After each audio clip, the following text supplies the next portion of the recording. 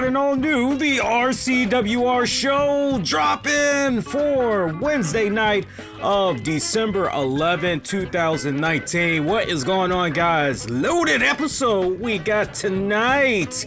We are talking AEW Dynamite Fallout, and we are talking WWE NXT Fallout, also sprinkled in with some wrestling headlines as well. You know how we do it. We're streaming live on a couple of different outlets right now. We are streaming on Take Your Pick, man. We're streaming via the RCWR show app. Also streaming via Spreaker, streaming in Discord, and we are streaming via YouTube. So take your pick. And hey, before we dive into all the fun talk of wrestling and beyond, I do want to take the time out to give you guys a heads up that probably before the weekend is out, there is going to be our traditional year-end survey that I like to put out, basically asking you, the listeners, hey, how's it going over here? How you enjoying the show? What changes would you like to see made, if at all? Tweaks, feedback, all of that. Listen to all feedback, really important, helps the show grow even more. So be on the lookout for that. As long as you're following me up throughout social media, you'll definitely know when it's put out there, and that's something that we'll be heavily promoting once it goes live. Before the weekend is out, we're going to be heavily promoting that until the end of January. That way enough people have more than enough time to let their voices be heard. But honestly, that's something, it never expires, so you can always just keep going in. But I'm gonna be appreciating and gathering all the feedback that comes in there, so much appreciated. Also, another thing before we go into the talk here, so I was kicking back and I was actually talking with the missus, and we were actually going over the numbers for how particularly the Wednesday shows have been doing, because just to kind of bust a little myth that's out there, a lot of people think that with the web shows that we do, like, that's the heartbeat. That's not the heartbeat of the shows. Our true heartbeat, and I kind of touched upon this earlier in the week, it's the audio versions, because when we started doing our shows initially, we were always an audio show, but we were particularly looking at what was going on with the webcast version for what we do here on the Wednesdays. And I gotta tell you, the webcast version for last week, that was pretty low. Since we've been covering AEW and NXT Fallout, that was like the lowest that I've seen. The downloads, downloads as usual. I'm actually happy with that. Quite pleased with that. You know, still growing is what I'm seeing there. So I'm happy with that. But yeah, the YouTube numbers for last week, I was a little bit disappointed with that. So it was weird from the simple fact, well, wait a minute. We would expect for maybe low on-demand watches because of the Thanksgiving holiday. But when that episode dropped on December 5th. So I'm kind of having a hard time understanding what was going on with that. So my point for being a little long-winded with that is, if you like what I do for you guys Wednesday nights with the webcast version that you guys are able to check out each week, make sure you're on top of leaving feedback. Even if maybe you just want to watch, you don't want to leave any comments or whatever, represent, whether you're doing the thumbs up, or if you do want to sound off and you want to comment, do comment, but make the conscious effort to check out the webcast version if you like checking out the webcast version, because I told you guys, I've been telling you guys off and on, and you think I'm kidding, when 2020 rolls around, I'm thinking probably by mid-February, there's going to be certain shows that I'm going to be making the decision, okay, this is going to be Patreon exclusive. This is going to be a Discord exclusive. So, you know, be vocal. Let yourselves be heard, okay? I cannot stress that enough, because I'd hate for one day when we make the announcement, okay, these are the following shows that's going to be pulled. And then, okay, oh, damn, the Wednesday show, hey, there's no webcast version. Oh, my God, what happened? And it's, well, we tried to give you enough time. We gave you a heads up. We told you what the hell was going on.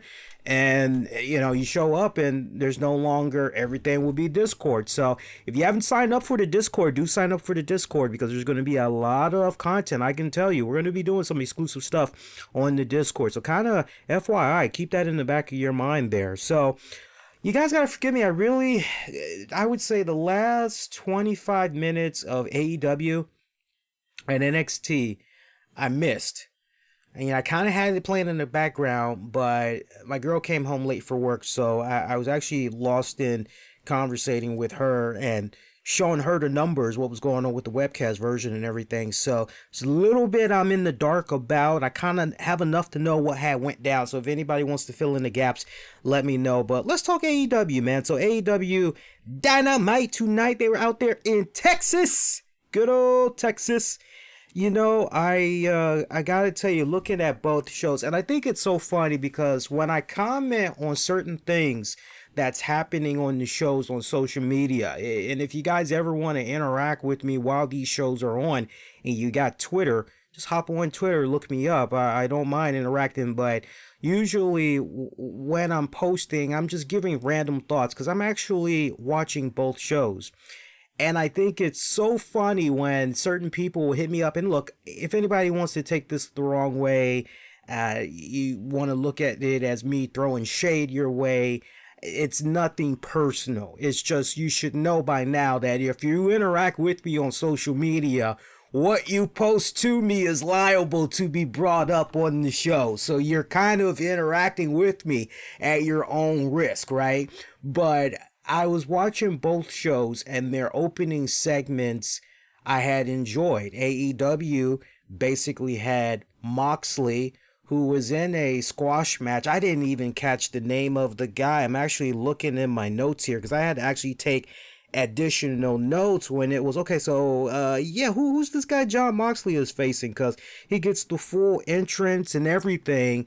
John Moxley does. His opponent is already in the ring, so you're going, well, that's a little bit devalued right there. So much for really giving a damn about who this opponent is John Moxley is facing. But, well, hey, maybe we'll at least have a 5-minute match, right? Let's see what happens.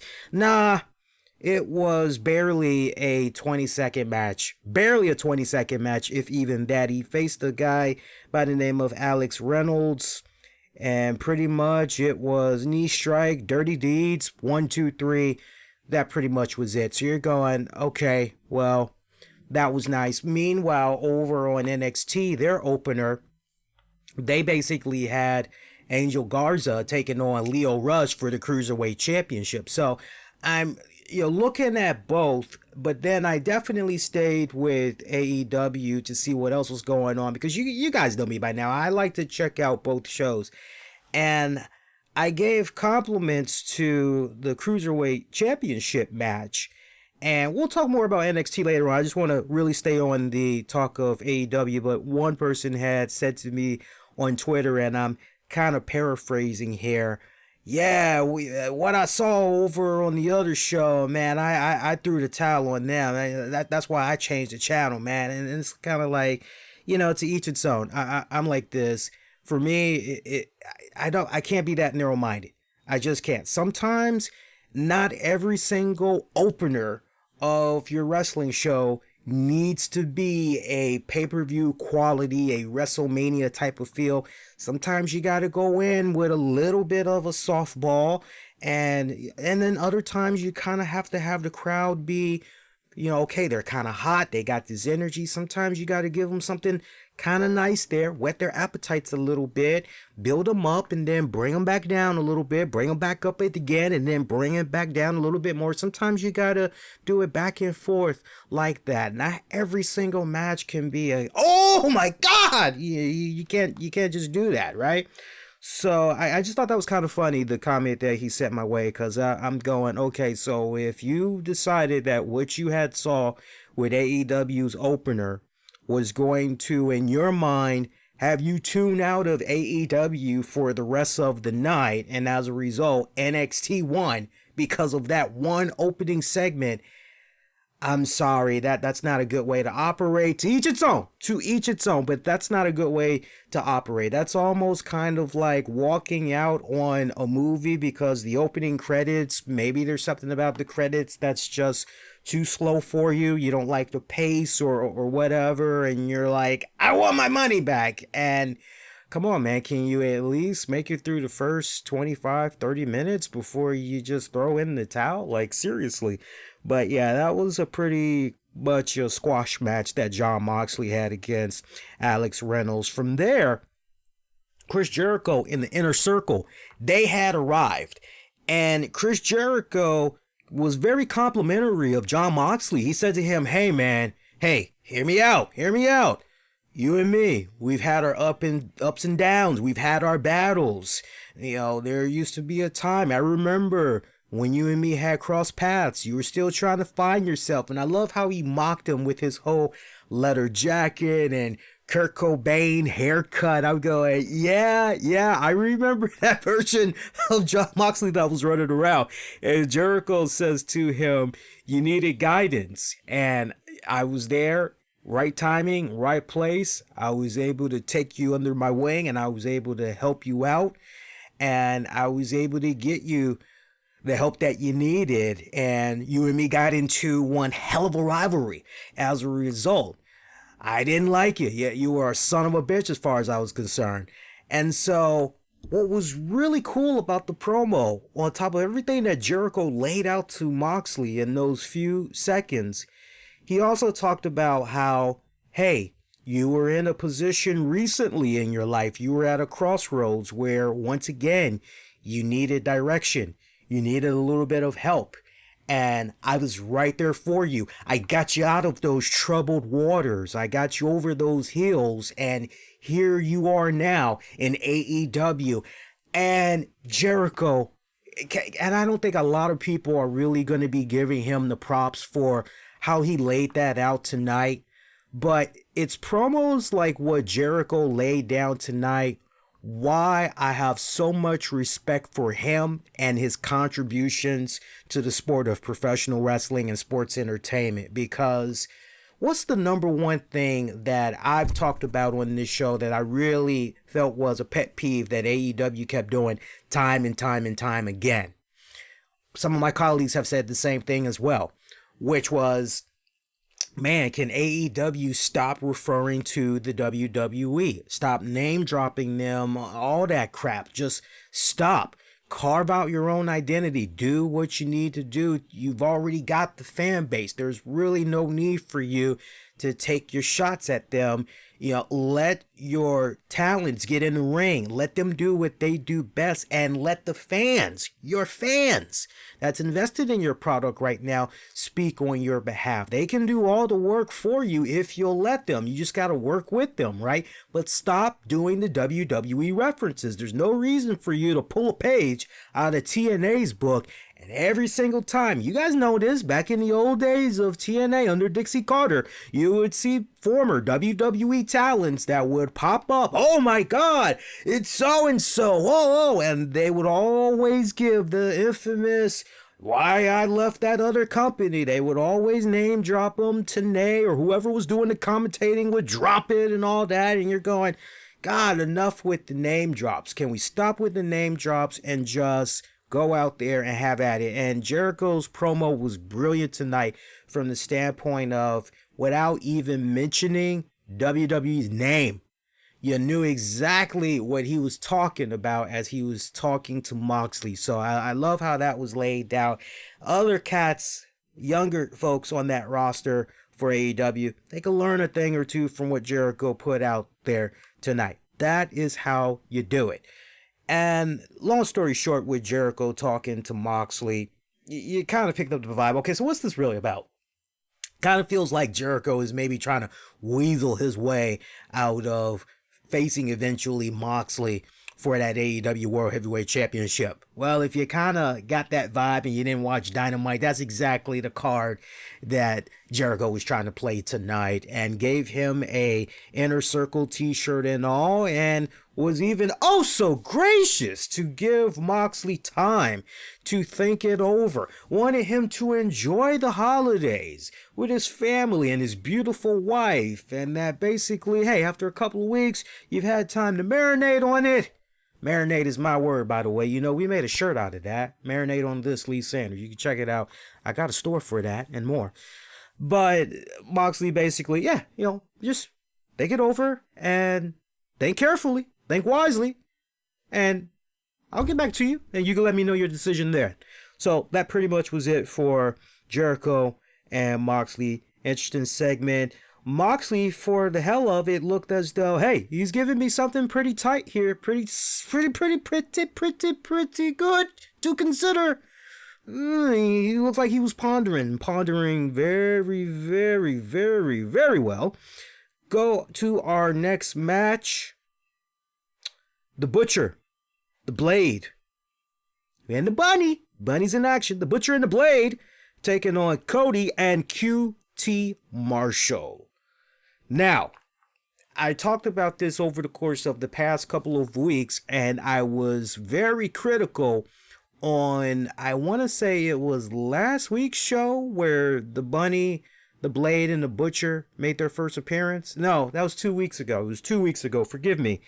And I was very critical about how AEW needed to do their part better in connecting the dots for the fans. Connect the dots for the fans that are not watching AEW Dark. Connect the dots for the fans on, some of the storylines that they are trying to tell. And my biggest gripe with Ali, the Butcher, and the Blade was, okay, what's the backstory? Why are these guys just randomly popping up? And why should we give a damn about these guys? And especially the way they were pitched when they made their debut on Dynamite. We got Excalibur and JR.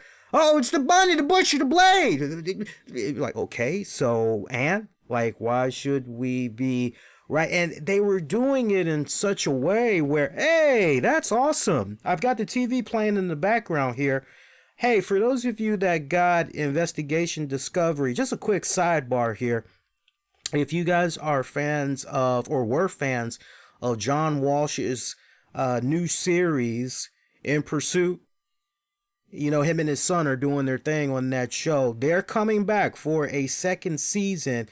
They will be back Wednesday, January 15th at 10 p.m. Eastern. Once again, In Pursuit with John Walsh. That's nice to know. I was kind of wondering if they were going to be coming back for a second season or not. I thought the show was good. For those of you, whoa, Lee, John Walsh is still around? Yeah, he is still around. I know he tried to do AMW a couple of years back, and I can't even remember what network it was on. It kind of feels like maybe it was on Headline News or... Now, it wasn't CNN. It kind of felt like maybe it was on Headline News or something like that. And AEW was on there for, I think, 2 seasons. And they did like about 20-something episodes. Didn't work out. So pretty much finito. And then he had the other show, The Hunt, with John Walsh. I think you can still actually see episodes of that on Netflix. I haven't checked in a good minute. Maybe it's still on there. I don't know. But when I last saw it was on there, that was maybe about a year and a half ago. I know recently I've gone back. I got a Netflix subscription. I did it for the sole purpose so I could check out Al Pacino, Pesci, De Niro, and The Irishman. So if it's still on there, I'll let you guys comment and interact on social media and let everybody else know. But yeah, second season of In Pursuit with John Walsh. Again, new season Wednesday, January 15th. So good shit. But getting back to AEW Dynamite, I talked about 2 weeks ago how I needed for AEW to do a better job in telling the stories and connecting the dots and stop acting as though some of these talents we should just know, like they're homegrown, like they're legends or some shit like that. Give us the proper backstory on them. And what seemed very bipolar was, well, wait a minute. 1 week we see Ali, who's being interviewed by Tony Schiavone. Remember how I said that? I said 1 week she's being interviewed by Tony Schiavone. She's all nice, baby faces, very happy, and talking about how she felt that now was the time for her to make her presence felt, make her mark on the main roster, and she's looking for opportunities on Dynamite. And Awesome Kong had attacked her. Brandy's right behind her, and they cut off a piece of her hair, and you're like, what the hell, right? She's gone for a couple of weeks. Next time you see Ali, she's the Bunny. So you're going, what the hell? Gotta give AEW a lot of props. I don't know if maybe it was the overwhelming feedback, but I mean, not for nothing, man. Some things I say that's very, very specific. You go back and listen to the show that I said 2 weeks ago. Very, very specific things that I said it seems that AEW has done their best, at least in this episode, and I must say in the first 20 minutes, to try to correct. They have Tony Schiavone try to tell the backstory and even have him connect the dots. Hey, last we saw Allie, you guys remember, I was interviewing her, and I don't know what happened. Ever since Brandy had cut off piece of her hair and everything, Brandy and Awesome Kong, we hadn't seen Allie since, and now we see her as this dark character, the Bunny. Was that a result of what Brandy and Kong did to her, or what's going on there exactly with her? Okay, Tony Schiavone and AEW, I see you, I'm feeling that. Okay, that's great. And then they made the references to what the Blade and the Butcher have been doing on AEW Dark, also gave them nods to their work on the independents. Okay, that's great. I would have loved it even more had they done a couple of name drops as far as where folks can, because folks are going to want to go on the YouTube and Daily Motion, see what they've done and everything. I just like everything that they tried to do to backpedal and everything and try to tell a little bit of a story. I liked all of that. Now, keep it coming is all I have to say. Keep it coming. Be consistent with it, and that is how you properly develop, build up the roster that's right before our eyes right now in AEW. That's exactly how you do it, guys. But good shit right there. Look, not for nothing, but I know some people don't want to believe it, but you've got wrestlers that will actually go out of their way and they will listen to podcasts. They will make their rounds all throughout social media and all that, and they will go see, okay, who is, who's, what and what. And I definitely, as long as we've been running around, for, we're creeping up slowly on almost 10 years. We just celebrated last month. We just celebrated 7 years a couple of weeks ago. We usually have an anniversary around November, like mid-November is when we have our anniversary. So we just wrapped up 7 years. So I've known plenty of wrestlers that have gone out of their way to check out my show, hear certain things I've had to say.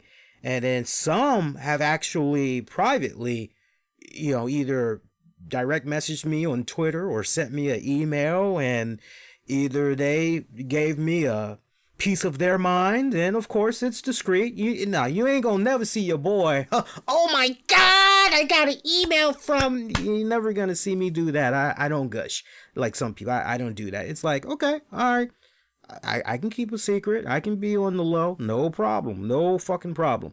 But I liked how they set all of that up. And that tag match that Cody Rhodes and his partner in QT Marshall taking on the Butcher and the Blade, I actually enjoyed that. It was good. I like how basically Cody went into this match from the moment that his opponent was picked out for him by MJF, and basically Cody's going, okay, I don't really have a chance in hell because this is pretty much going to be a handicap match. It's really 3 against 1. QT Marshall ain't really gonna be able to help me out. Okay, whatever. I'm gonna fight this fight by myself, whatever. And so when the match is getting ready to go down, QT Marshall thinks, okay, I'll start it off, no problem. And Cody is very hesitant to the point, he goes, no, I got this, you go out. I got this. And so he's doing basically the big bulk of the match. And then at one point, QT Marshall's like, let me help you. This is why I'm here. I'm your tag partner. Come on. Have a little faith in me, or however that song goes. You got faith in me. That song. Yeah, you got faith in me. Yeah, you got faith in me. Or if you like that other song, because it is the holidays, I'm dreaming of a white president. Those are not my words. Look up the song. White president. I don't know how you type it in. Maybe you could say white president Christmas song. But the guy that sung You Got a Friend in Me, he sung that song. It created a lot of freaking controversy. You'll laugh when you hear that song. It's ridiculous. It sounds ignorant as hell. But Yeah, that's all I'll say. It's a hilarious song. But yeah, QT Marshall, he's like, hey, this is why I'm here, dude. Let me help you out. So he finally gets in there and was looking really good. Crowd was in his favor as well. They were cheering him on and everything. Closing moments of this one, though, we actually saw the Butcher and the Blade. They came in with a really nice stunner lariat combo on Marshall. And they followed it up with a suplex backstabber.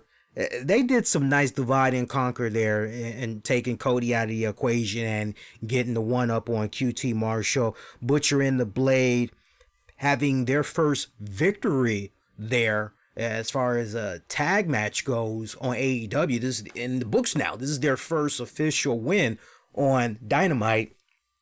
So that's fantastic. That match went about 12 minutes at most.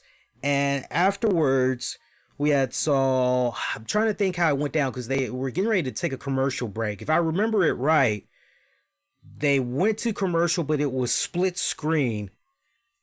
And I believe, well, maybe they didn't do a split screen just yet. But I definitely remember seeing Cody Rhodes. Yes. It's kind of coming back to me now. I do remember split screen on Cody at some point, but that's not the point. Anyway, but after the match was over, Cody, he grabs the hand of QT Marshall. He checks in with him and he compliments him. He said, hey, man, you did great. It's okay, man. You proved yourself, you know. Cody the body language he was given was, even though you couldn't really hear what he was saying, Cody basically sounded like, from his body language, you did all right. You all right in my book. You and me will definitely team up again in the near future. No problem. And he actually held QT's hand up in the air so the crowd could acknowledge him. And they gave him a nice ovation and all that.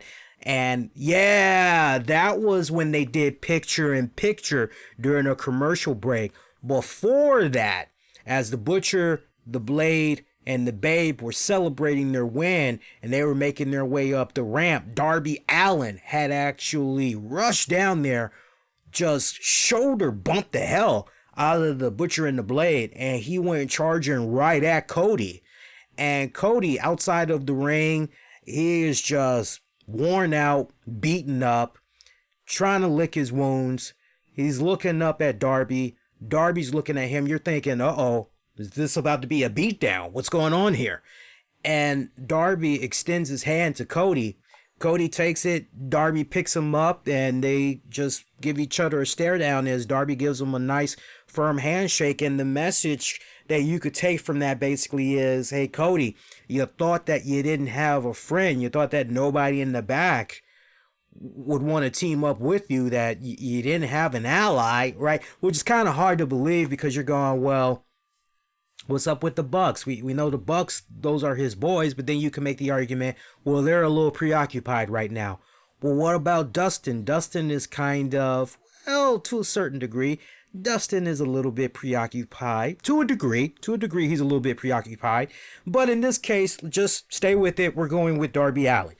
So now you're seeing that, oh, so Darby Allin and Cody, they have this established connection now that, hey, chips are down, I've got your back. And so you kind of hope that when the chips are down for Darby, at some point, Cody is going to have his back as well. So that was pretty nice how all of that had played out and everything. There was some audio problems, I should note, according to my notes here, and I had to rewind to make sure I wasn't hearing it right. In the first hour, there was audio issues that I counted twice.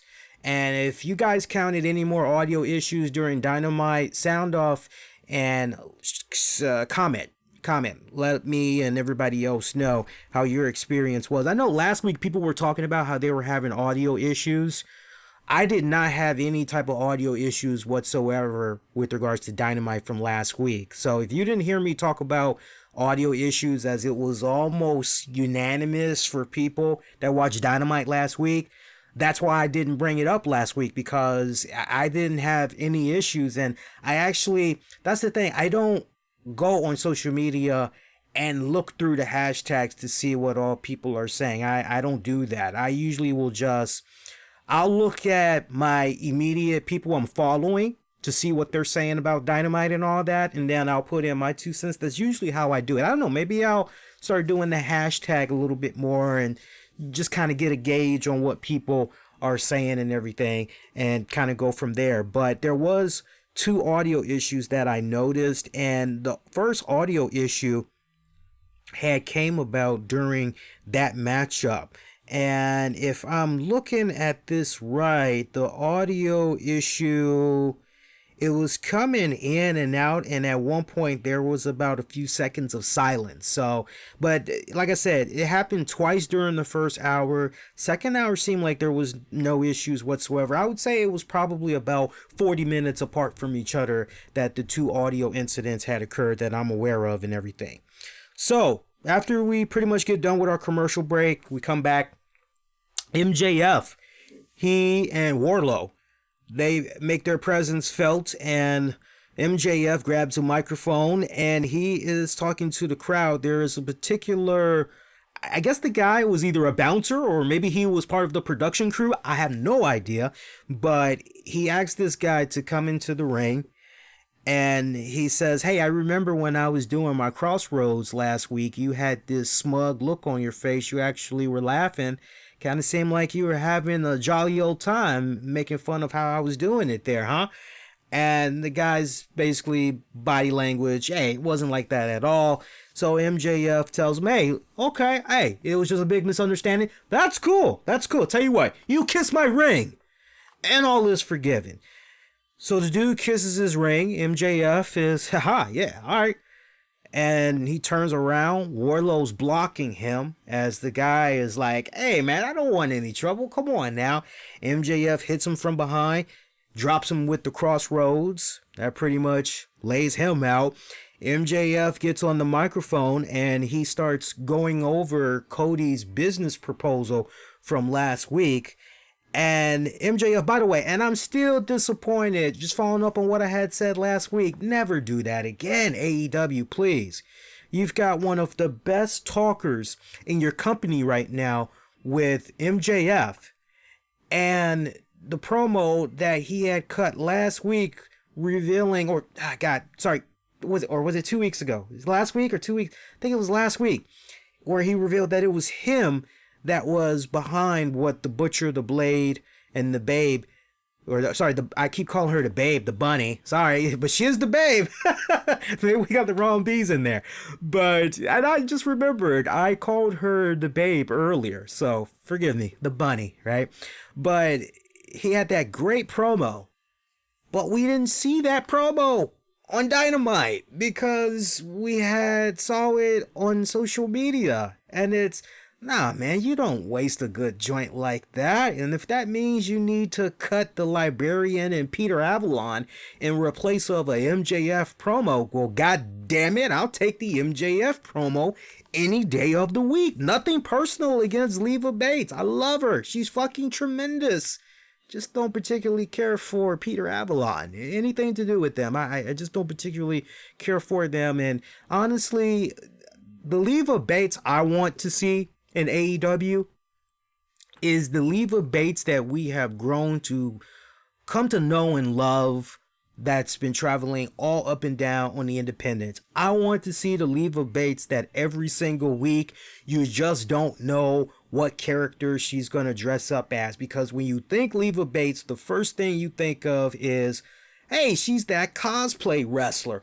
And, you know, I know that sometimes with regards to that term, it's kind of frowned upon, but this is one of those rare exceptions where you go with a person like Leva Bates and you say, nah, man, as far as a cosplay wrestler goes, man, she's dressing up like anything pop culture wise, whatever is freaking trending, she is freaking on it. She's dressing up as that, and the sister can freaking go in there and have a great entertaining matchup. And to see her basically at this point in her career do this backpedaling bullshit where she is acting as a valet to this Peter Avalon looking dude that, you know, looks like he needs to be freaking getting the keys to your car at the Colonial parking garage or some shit. it's a waste of her talent when it's all said and done. She's barely speaking on the microphone. Now look, if she's doing stuff on AEW Dark, because I know people are going to be real quick to be like, AEW Dark. Not everybody watches AEW Dark, including yours truly. Okay?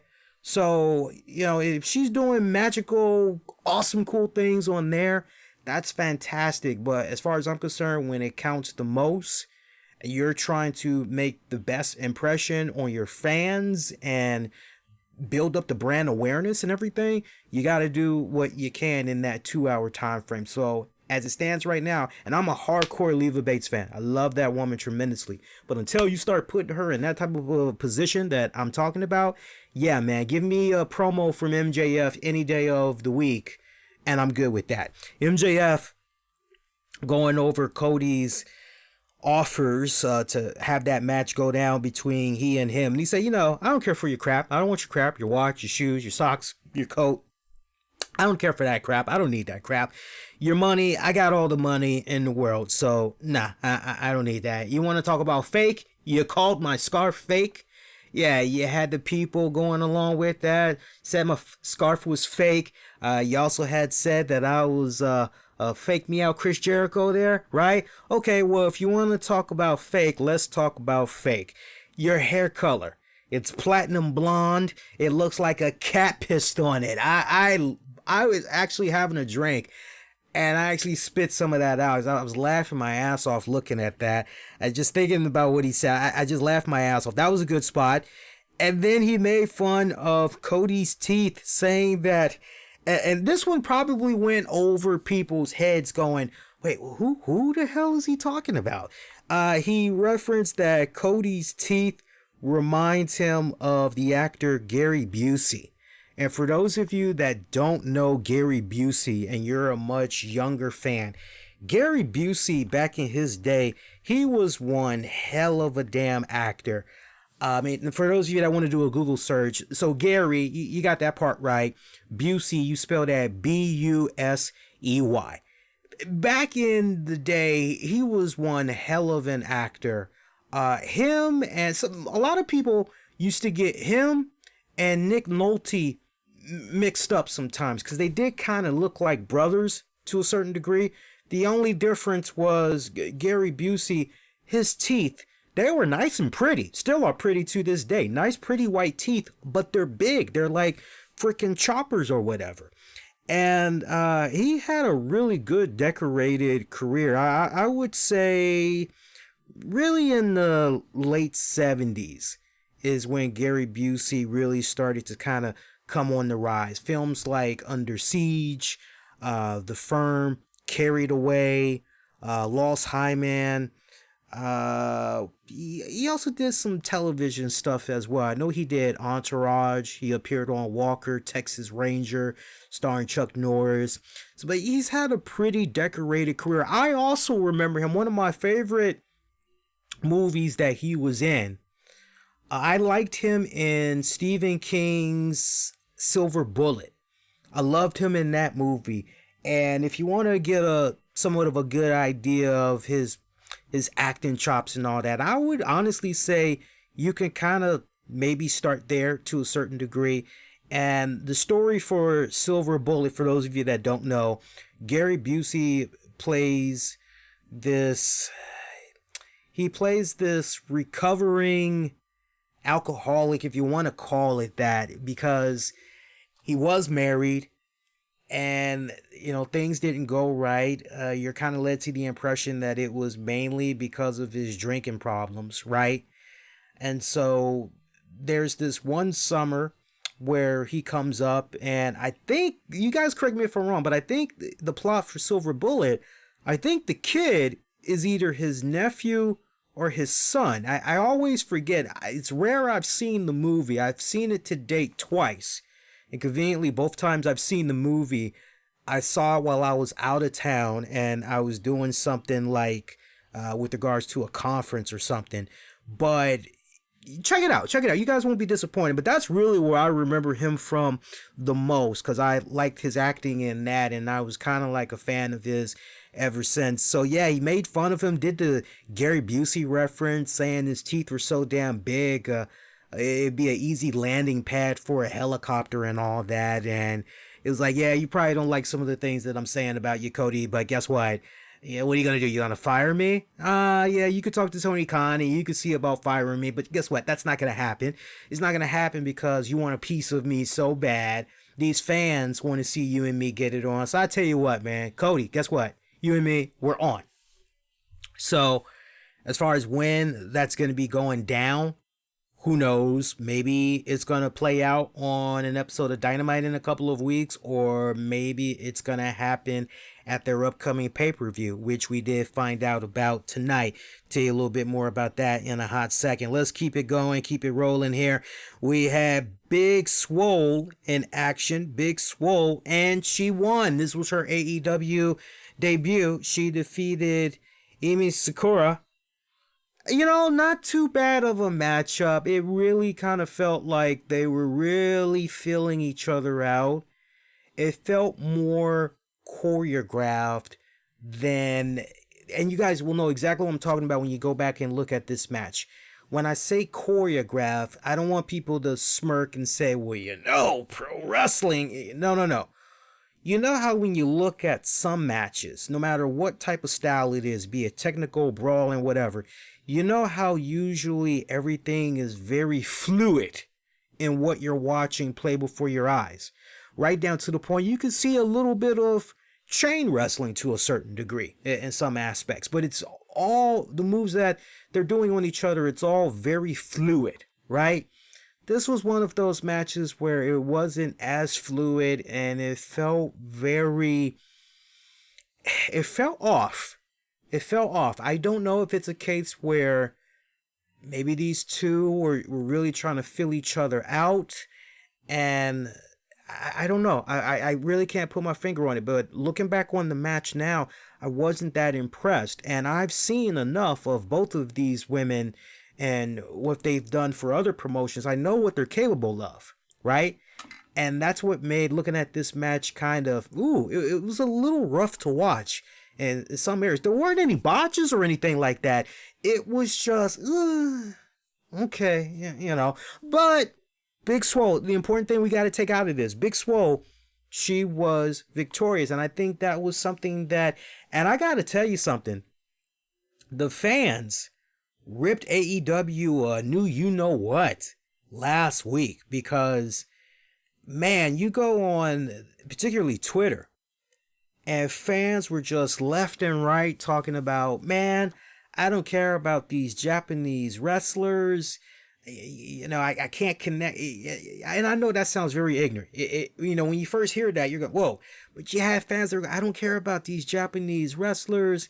You know, you got a lack of a division right now. You had Britt Baker that was jumping out there saying in a recent interview, hey, man, our women's division is still in the honeymoon phase.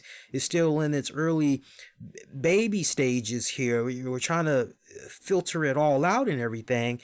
And, oh, yeah, I'm feeling that. Patience for AEW as a whole, I'm feeling that. But if you are... See, this is the thing. You can't try to justify and you can't try to knock the fans for giving constructive feedback when the key members in AEW, the Codys, the Bucks, the Omegas, the Jerichos, the Khans even, are saying, hey, this isn't just our promotion, this is your promotion. We want to know what you guys think about how we're doing. Tell us, give us your feedback. Don't hold back. You know, we'll do what we need to do to make it better, but you got to let us know how we're doing. So you can't crap on the fans, but it was really, really eye-opening to see the fans going, hey man, the women's division, it freaking sucks. You got to do a better job in telling stories, building up rivalries, and, you know, don't be relying so heavily on these Japanese wrestlers that a lot of the North American fans sadly don't really know about, right? And I tell you what, some women that we've seen make their debuts on Dynamite, not for nothing, losing efforts. So to see a case right here where Big Swole comes in and she picks up a W, even though the match was kind of, you're going, okay, all right, that's fine. all right, I can work with that. That's good. Taste of good things to come. Backstage promo, or we cut back to a promo. Pac. He had a demand to AEW and to Kenny Omega, saying, "Give me my rubber band match, or else face the consequences." Kip Sabian with Penelope Ford. Kip Sabian teamed up with Shawn Spears, and they had took on Hangman Adam Page and Kenny Omega. Penelope Ford making her presence felt in this one. So, all right, so you're hearing about this tag match and you're kind of going, well, wait a minute here. Shawn Spears and Kip Sabian. What's going on there? Well, there was a little promo by Tully Blanchard, and Tully basically was saying that he felt Kip Sabian would be the perfect tag partner for Shawn Spears, and felt that one of the best ways to see how well they meshed together was to have them in a tag match. But this was more so to test out Kip Sabian to see if he really was the best fit for Shawn Spears, as he felt he could see the potential in them and ultimately becoming solid tag team champions. So it kind of looks as though for now that as far as Shawn Spears being a solo guy, being this megastar of singles competitor is on the ice for now. Look, with regards to that, I kind of wish that Shawn Spears did not join AEW. And I don't say that to make people frown. I don't. I mean nothing but love. But the way that they had tried to initially build up Shawn Spears in AEW, you kind of had the feeling, okay, well, maybe, just maybe, this is... alright, maybe we're going to do something kind of magical here. Maybe we're going to do something cool to the point where he's going to be one hell of a main antagonist on the roster here for some top babyface, right? And you're kind of, at least for me, I'm picturing in my mind, okay, well, have him in a nice long-term feud with Hangman Adam Page. That would be kind of nice. Maybe you could even have him do a little something with Jon Moxley. That'd be kind of cool. Hey, the thing with Cody, that was great. But maybe you could kind of have him move on to Dustin, right? Maybe you could kind of go in that direction as well. Who knows? But it's kind of weird how things ended up for Shawn Spears. You know, it really kind of felt like he was going places, but then it just crashed and burned so fast. And I'm kind of going, So I kind of wish that maybe he would have stayed on the independents a little while longer, build up his brand more. I wish that he would have had some long stints in New Japan, do some stuff in ROH. But at the same time, all the crap that's going on with ROH, I'm kind of happy that he's actually not over there right now in ROH. Look, nothing personal with the talents in ROH. It's never anything personal with ROH. I appreciate what all the talents do over there. But the whole management and just how they've dealt with people like Kelly Klein and a few others, Joey Mercury in particular, and then just seeing what's going on with ROH programming-wise, the content. I was telling this to somebody, and I'm pretty sure I said this on the show 2 weeks ago, which was ROH just is not what it used to be. Not even 2 years ago. Not even 2 years ago. ROH isn't what it used to be. And ROH, I'm sorry, but, they could do all the pay-per-views they want. Unless they drop in that price to $10 or $15. This guy, I'm not making the investment. And then I'm like this. You want to sell me? Sell me on your TV shows. And what I've seen of their TV shows is just, okay, and I'm supposed to come out of my pocket for a pay-per-view? Oh, no. Let me do like that woman on Get Out. No.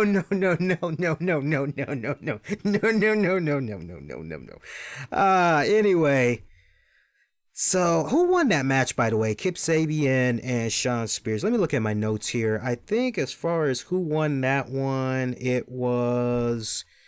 Let me go back to my notes here. Hang on here, guys. I got the match here. It was Kenny Omega and Adam Page. Closing moments of that one. Sabian had got left alone. Kenny Omega had connected with the Snapdragon Suplex. V-Trigger got followed up. Page tags himself in, comes in with the buckshot lariat for the win. Omega's like, I mean, dude, I had it, but okay, whatever, win's a win. It's all good. Brandy Rhodes, she cut a promo. Now, here we are again. You want to look at who's got the best complete package right now as far as, well, here's somebody that does have storytelling. But, some of the things that we saw tonight, saw a couple of things as far as, all right, we're trying to tell more stories here. I'll give AEW a lot of credit. They just got to continue to stay at it. But Brandy Rhodes, she had cut a promo talking about how she hears the fans. Here's what they're saying on social media. What's the deal with Brandy? Why is she on AEW? Now, look, I'd like to go on record. I've never gone to the point of saying, why is Brandy Rhodes on my TV? I know some of my friends and colleagues, they have jumped out there and they have said that. Me, on the other hand, look, my whole thing, and I've always been complimentary to Brandy Rhodes. I've always been that's the thing, whenever I say something about a wrestler, it's never personal, because at the end of the day, I don't know them. I don't. Hey, would I like to know them? I'm not interested in having their phone numbers, but if I could have a opportunity to have a drink, at a bar and, shoot the shit on some random stuff, doesn't have to be wrestling. Just, yeah, sign me up for that. Speaking of which, something's going down with them and yours truly in Chicago. I'll tell you about that in a hot second. But, I've always said with Brandy Rhodes, I've said, okay, look, I see the potential in her. She's just got to keep working at it. And, my whole gripe has just been the bipolarness. That's it. Can we just, and to AEW's credit, I will give them this. Whoever's been coming up, writing her stuff, they've been consistent, because remember when we would see her in previous months do some heel stuff, within like the same hour or whatever, she's a babyface doing stuff with Cody. And you're going, wait a minute now, sister. You can't have it both ways here. Come on now.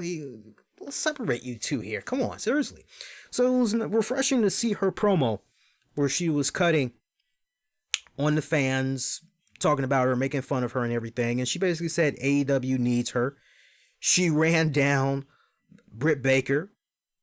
She ran down, and that was funny how she ran down on Britt Baker, talking about the whole, hey, Britt Baker, she needs to spend more time about her in-ring career and all that than her boyfriend. Okay, taking little knocks there at her, making the faces. Okay, great.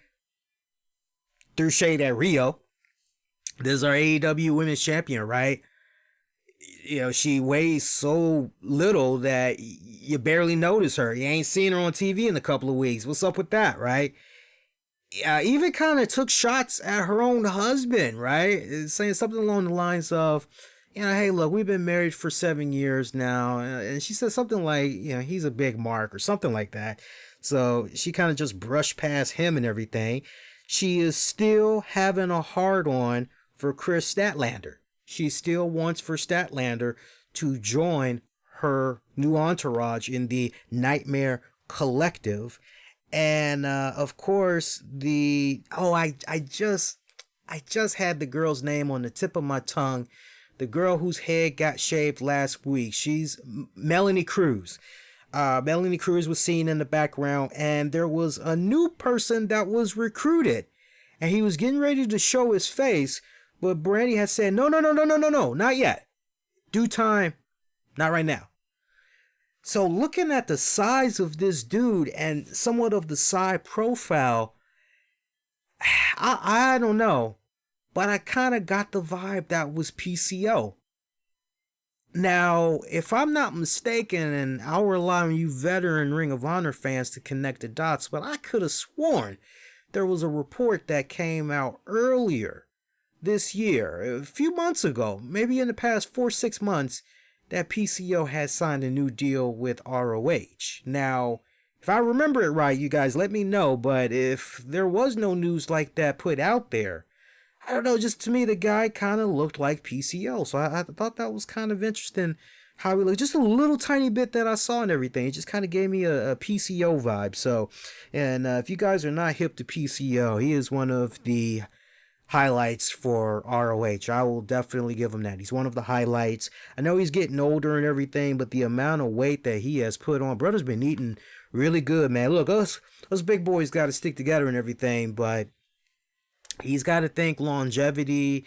He's got to think about, for all that type of action he does in the ring, that type of style, having that amount of weight that he's packing right now, and his style and how he will sometimes be a high flyer and all that, that's not good on those knees, man. So eventually, he gonna have some ACL problems and all that other shit. He needs to get away from that. Jericho, Hager, they had joined Jim Ross on commentating. They actually kicked off Excalibur and Tony Schiavone. Hager did not do any talking whatsoever. This was all about Jericho, and they were commentating for the right reason here, as their boy Sammy Guevara was taking on Luchasaurus. It actually was a pretty good match. Short match. I wish it would have went a little bit longer. That went about barely 8 minutes. Luchasaurus defeating Sammy Guevara via pinfall. Hager, Jericho came down post-match, started beating up on Luchasaurus. The other half of Jurassic Express came out. Marco Stunt and Jungle Boy, they came out there. And I like how basically the spotlight was given as the seas kind of parted, so to speak, and you ended up seeing Jungle Boy and Jericho face each other, and just nice good brawling going on. Jungle Boy getting the upper hand. He actually gets a roll up on Jericho. Marco Stunt hurries up in there. 1, 2, 3, and boom, there you go. Jungle Boy is already in the mind of Chris Jericho, because now you've got, wow, well, if Jungle Boy was able to do that, I don't know, Jericho, your days just might be up. What do you say, man? What do you say? And I like how, after all of that had cleared, Jericho basically with Hager runs up to the ramp area and is yelling at Jim Ross, Excalibur, and Schiavone. That didn't count! It didn't happen. It didn't count. And you go, okay, yeah, that's true. So remember the tease about AEW's next pay-per-view, and remember how I had teased something about me and all that other stuff, AEW and all that. All right, so on February 29th, 2020, AEW returns to pay-per-view. This pay-per-view is called Revolution. And it is going to be at, I said Chicago already, it is going to be happening, according to my notes here, it is going to be happening at, hang on here, where is it? I got it on here, because I did type this up here. Hang on, guys. There it is. Wait. One thing I can tell you, going back to the Jericho Moxley thing, January 1st, 2020. January 1st, 2020 is, I think, when we're going to know what's going to be happening with Moxley and as far as what his decision is and all that, but also happening Jacksonville, Florida. That's where AEW Dynamite is going to be. Also on that same episode, MJF, he's going to reveal what type of match he will have with Cody. I didn't touch upon that earlier here, so I'm glad we're kind of touching off some loose ends here. So MJF has some stipulations that he's going to lay out with regards to that match. So assuming Cody will agree to it, we'll know the stipulations and all that on the January 1st, 2020 edition. I actually will not be doing a show that night due to the holiday and all that. So the way I'm picturing it, the first official RCWR show of January 2020, it's not going to happen until Monday, January the 6th. And we'll have our new layout, everything. We got a new show thumbnail already designed, ready to go. We got a new webcast, screen layout. Everything is so refreshing. And I think Santa's going to be very nice to me this holiday season. I got my fingers crossed, but I think I've got a new mixer that's going to be coming as well. And nothing's wrong with my old one here that I'm currently using. It's just that for more of the features that I'm trying to do, I need a bigger mixer board. And so that's going to be awesome. So I'm actually still going to keep my old one that I'm using right now. I'm going to particularly use it for strictly when I'm traveling, because there's been a couple of times where I wished I had a mixer when I was on location. Like when I did the WoW recap when we were out in PA a couple of weeks ago. I think that was like, back in October. I was like, man, it would have been nice to have a mixer with me then, but didn't have one. But yeah, so yeah, we're gonna take that whole week off in January for sure. But yeah, they're doing AEW Revolution, and I know I wrote this down, but I'm no longer seeing where it's gonna be happening here. I know it's gonna be happening in Chicago. And hang on here, guys. Let me see. Look at the rest of my notes here. Because sometimes... There it is. There it is. I accidentally mixed it up in my NXT notes. I'm glad I'm still reading this. So February 29th is AEW's Revolution pay-per-view. It's going to be happening at the Wintrust Arena.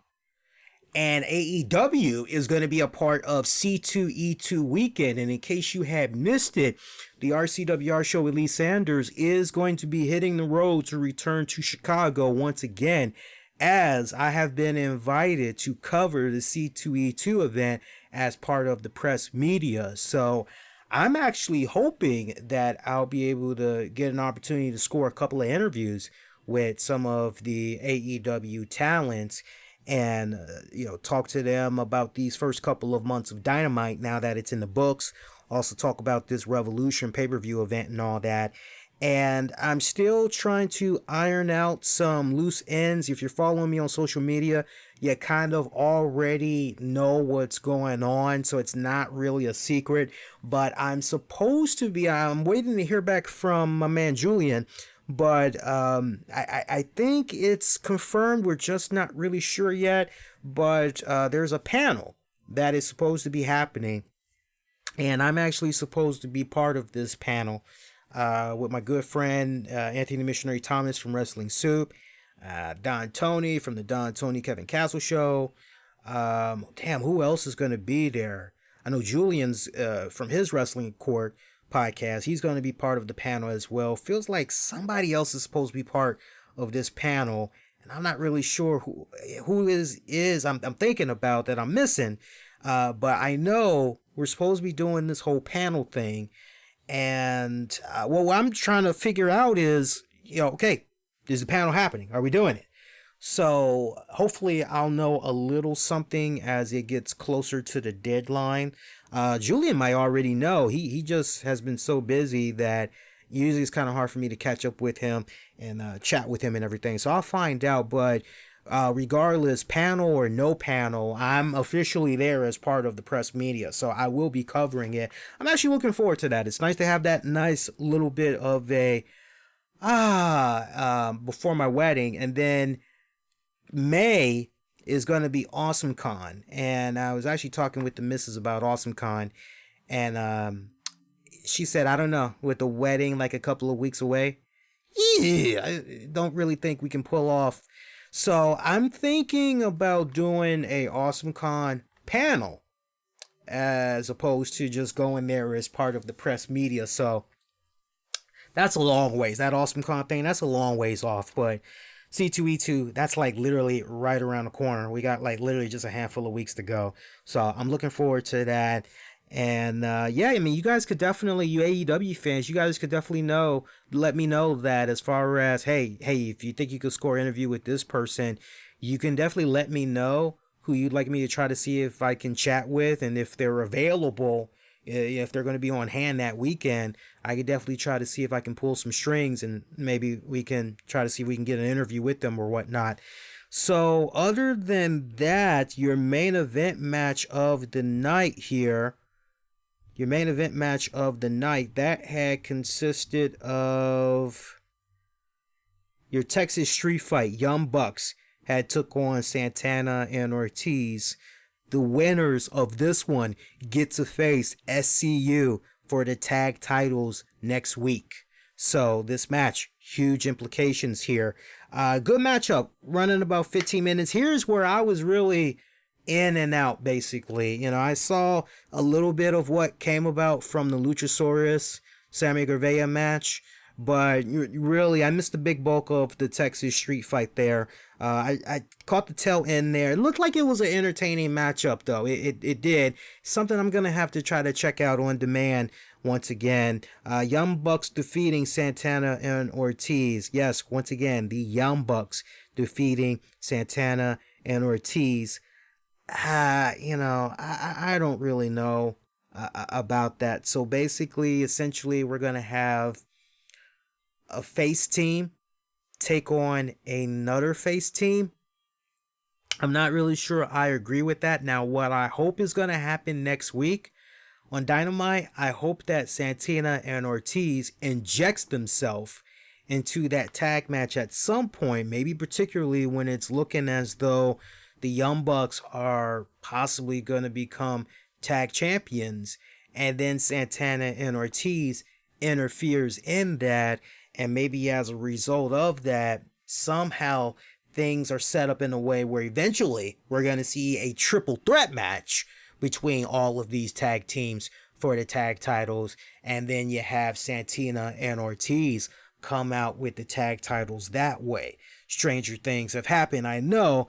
I'm just kind of hoping maybe that's kind of the direction that, maybe you're going to be going into. I don't know. Stranger things have happened. We'll wait and see. But yeah, all in all, I would have to say just kind of going back and looking at the entire card for tonight's AEW event, I would have to say for me, the two matches that stand out to me the most of the entire night, I definitely, just a little bit that I saw, and even though and the little bit that I saw, when I say that, out of 100%, I probably saw about 45% of the Texas Street Fight match. And like I said, I liked what I had saw. I was really invested in that, but family and then trying to get ready for the show, so that kind of got me sidetracked. But I did like that. Another match here, kind of looking at, I actually enjoy the Butcher and the Blade taking on QT Marshall and Cody Rhodes. I'll also give that one a nod as well. See what else. I think those are my two matches. And then my segment, those are my matches. My segment of the night, I'll give it up to MJF. I'll give him that nod. All right, so we're going to get ready. We're going to talk about NXT next, and we'll talk about some other wrestling headlines here. Feel pretty good. I don't mind if we end up doing a 2-hour show tonight, because like I tell you guys, with the Wednesday shows, I don't mind going a little bit longer, because we come on earlier, basically, right? We come on at 10 o'clock, basically, when all the stuff is over. So let's continue to have at it. I'll do a quick sidebar, though. As far as plans for Christmas, Gino, I'm relaxing. I'm kicking back, and I'm going to, like many of you, I am going to enjoy my time with family, and I'm just going to enjoy resting up.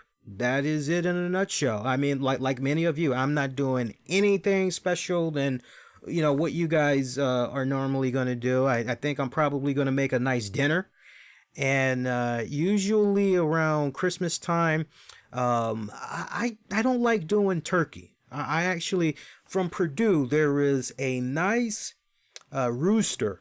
It's ready to go. You pretty much just take it out of the initial package, and it's in its own plastic and all that. You put that rooster in the oven, let that go for a couple of hours. Now, the key to that rooster, you got to make sure that if you're getting ready to cook that rooster like the next day, you want to make sure that before you go to bed, you put that rooster out overnight.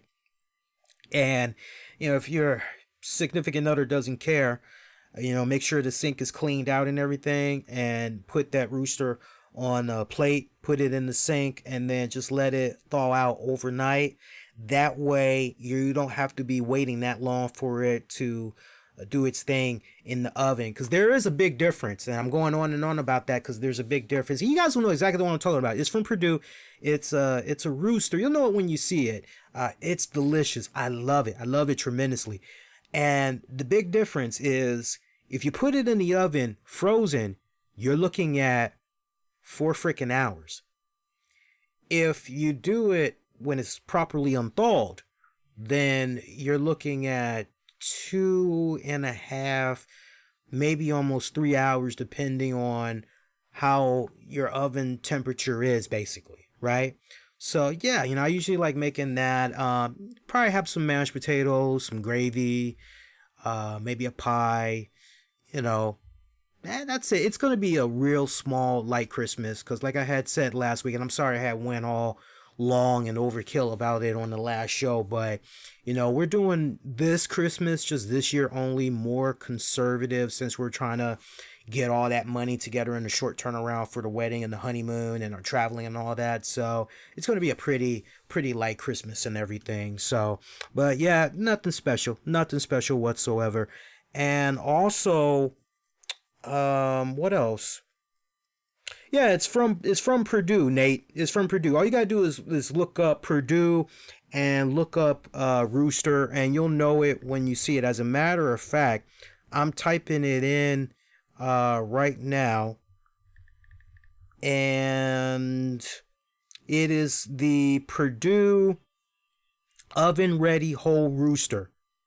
You can get this at your local Giant. You can get this at Harris Teeter. You can pretty much get it anywhere. All you gotta do is Bing or Google search and just type in Purdue oven ready whole seasoned rooster. It's a seasoned rooster. As soon as you see it, you'll see what I'm talking about. It's already in a cooking bag. It's pretty much ready to go. All you got to do, when you see the initial packaging, I don't want you guys to think, oh, so I can just take that as it is in the bag and I can, no. You got to take a pair of scissors. You got to cut it. You got to open it up. And then the rooster, it's already in its own cooking plastic bag. So you can just put it in there. It's ready to go. And that's it. Yeah, it's pretty good, and it's affordable. I mean, it tastes really, really good. I know for a guaranteed fact, if you go to Harris Teeter, or Whole Foods, you'll definitely be able to find it there. It's premium good shit. I definitely would recommend it. If you're kind of like me, you don't want to keep doing the ham or the goddamn turkey, and you kind of want a nice little alternative, that's really good. It's seasoned just right, not spicy at all. And I mean, man, when you take the knife to it and everything, it's very moist. It's very tender. It comes off of the bone very easily. You cook it just right. You'll thank me later. Trust me. You'll thank me later. All right, let's keep rocking and rolling here. We're talking NXT for this week. Not too shabby. So look, man, phenomenal matchup there. And I made sure I watched it all in its entirety. Phenomenal matchup between Angel Garza, and Lio Rush for the Cruiserweight title. I tell you, man, just when I think that, okay, we're done. We're done here as far as match candidates and all that. I know NXT is having their year-end awards right now. You can go vote on their website and all that. And I think we'll tackle that on next week's show, as far as looking at all their categories and then looking at their nominees and all that. I think we'll talk about that on next week's show, maybe next Monday's show. But, and that reminds me, we got our own year-end awards that's going to be happening as well. I think we'll go ahead and do that when we come back from the New Year's break, is when, so the first RCWR show, January 6th, I think that's maybe when we'll do our year-end awards. But, I looked at this match and I'm going, God damn, these boys put on a freaking clinic.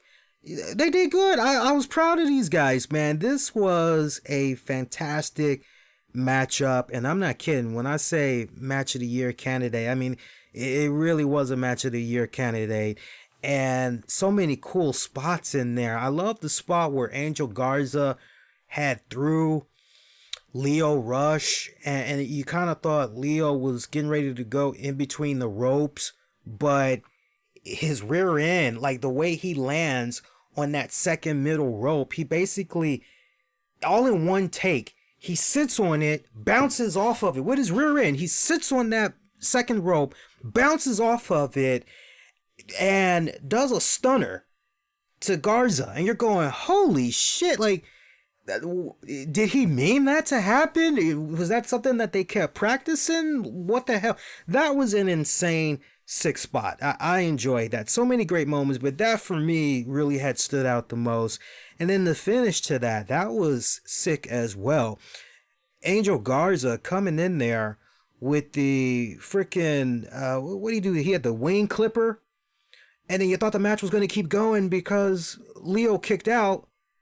And then Angel's like, nah, man, no, I'm telling you, this is over. He applies the reverse full Nelson submission hold and makes Lio basically. Now, it didn't look like Lio tapped out. It looked like Lio just passed out or whatever. But in either case, Angel Garza is your new WWE Cruiserweight Champion. And WWE has stressed this. They had said that as a result of him winning, he is the first Mexican WWE Cruiserweight Champion. So you're going, wow, well, that's one hell of a feat. Like, couldn't happen to a cooler dude. But it gets even more cooler.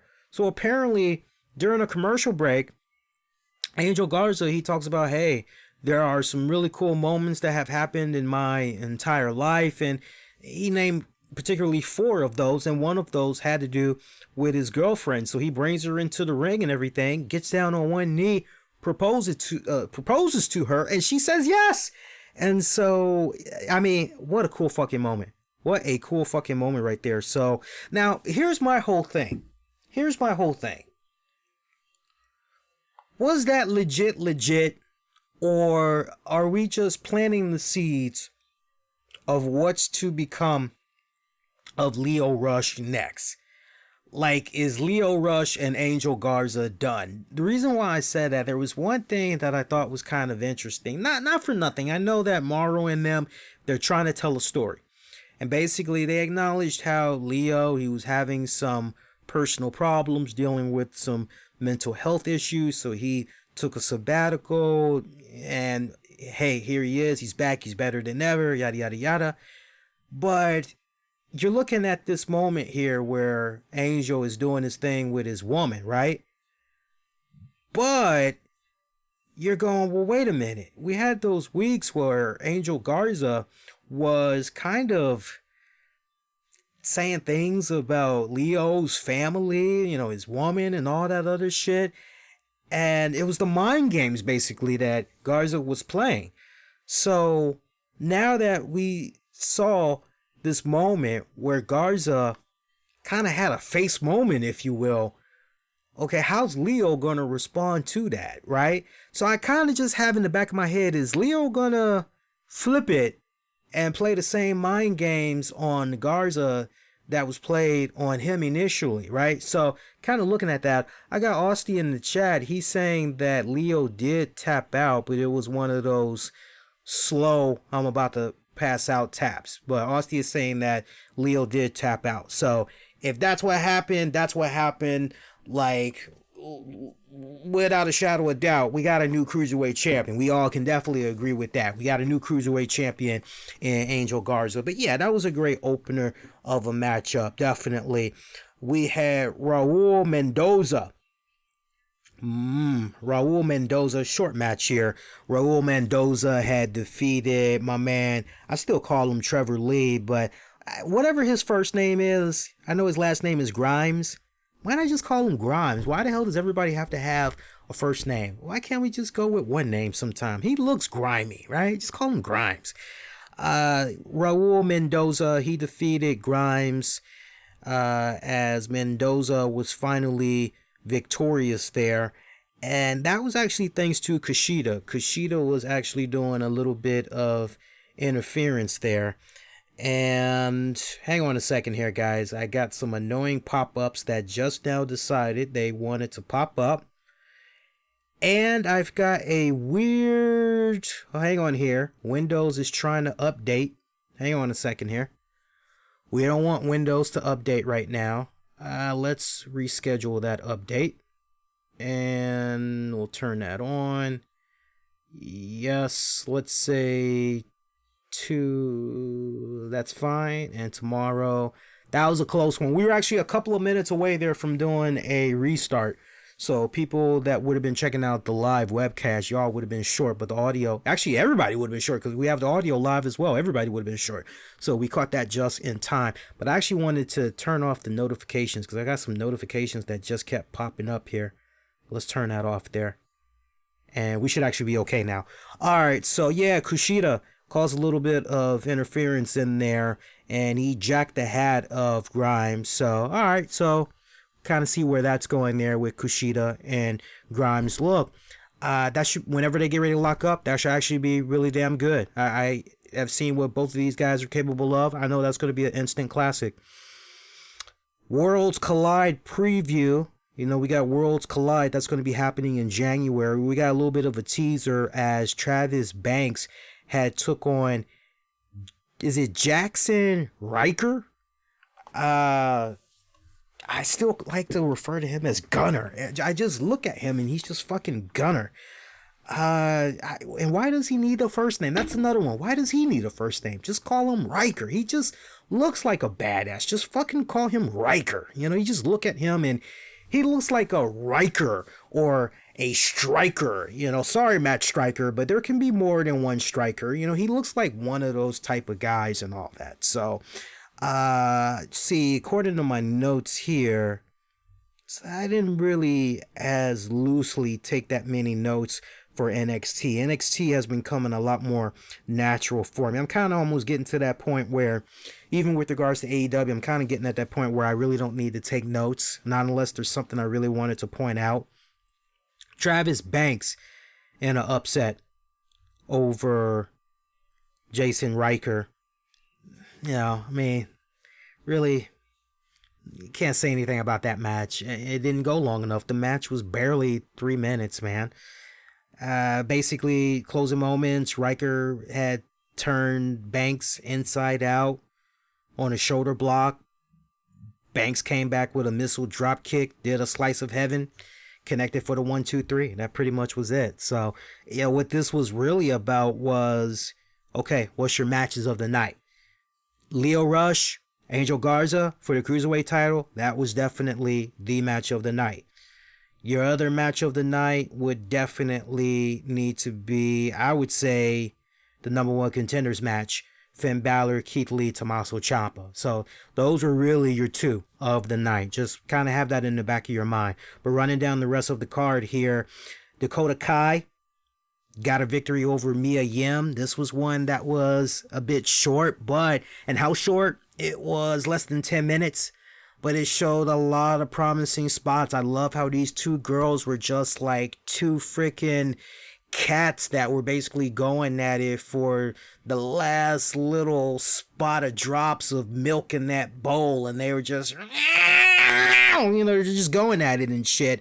Dakota Kai going dirty there, man. She was, without the referee knowing it, she was grabbing a piece of the turnbuckle as Mia Yim tries to come at her, you know, attack her and everything. Mia had tried to connect with a, hang on, what happened? Let me go back a second. I'm trying to remember it. Yeah, she undid the turnbuckle. Mia Yim comes up from behind.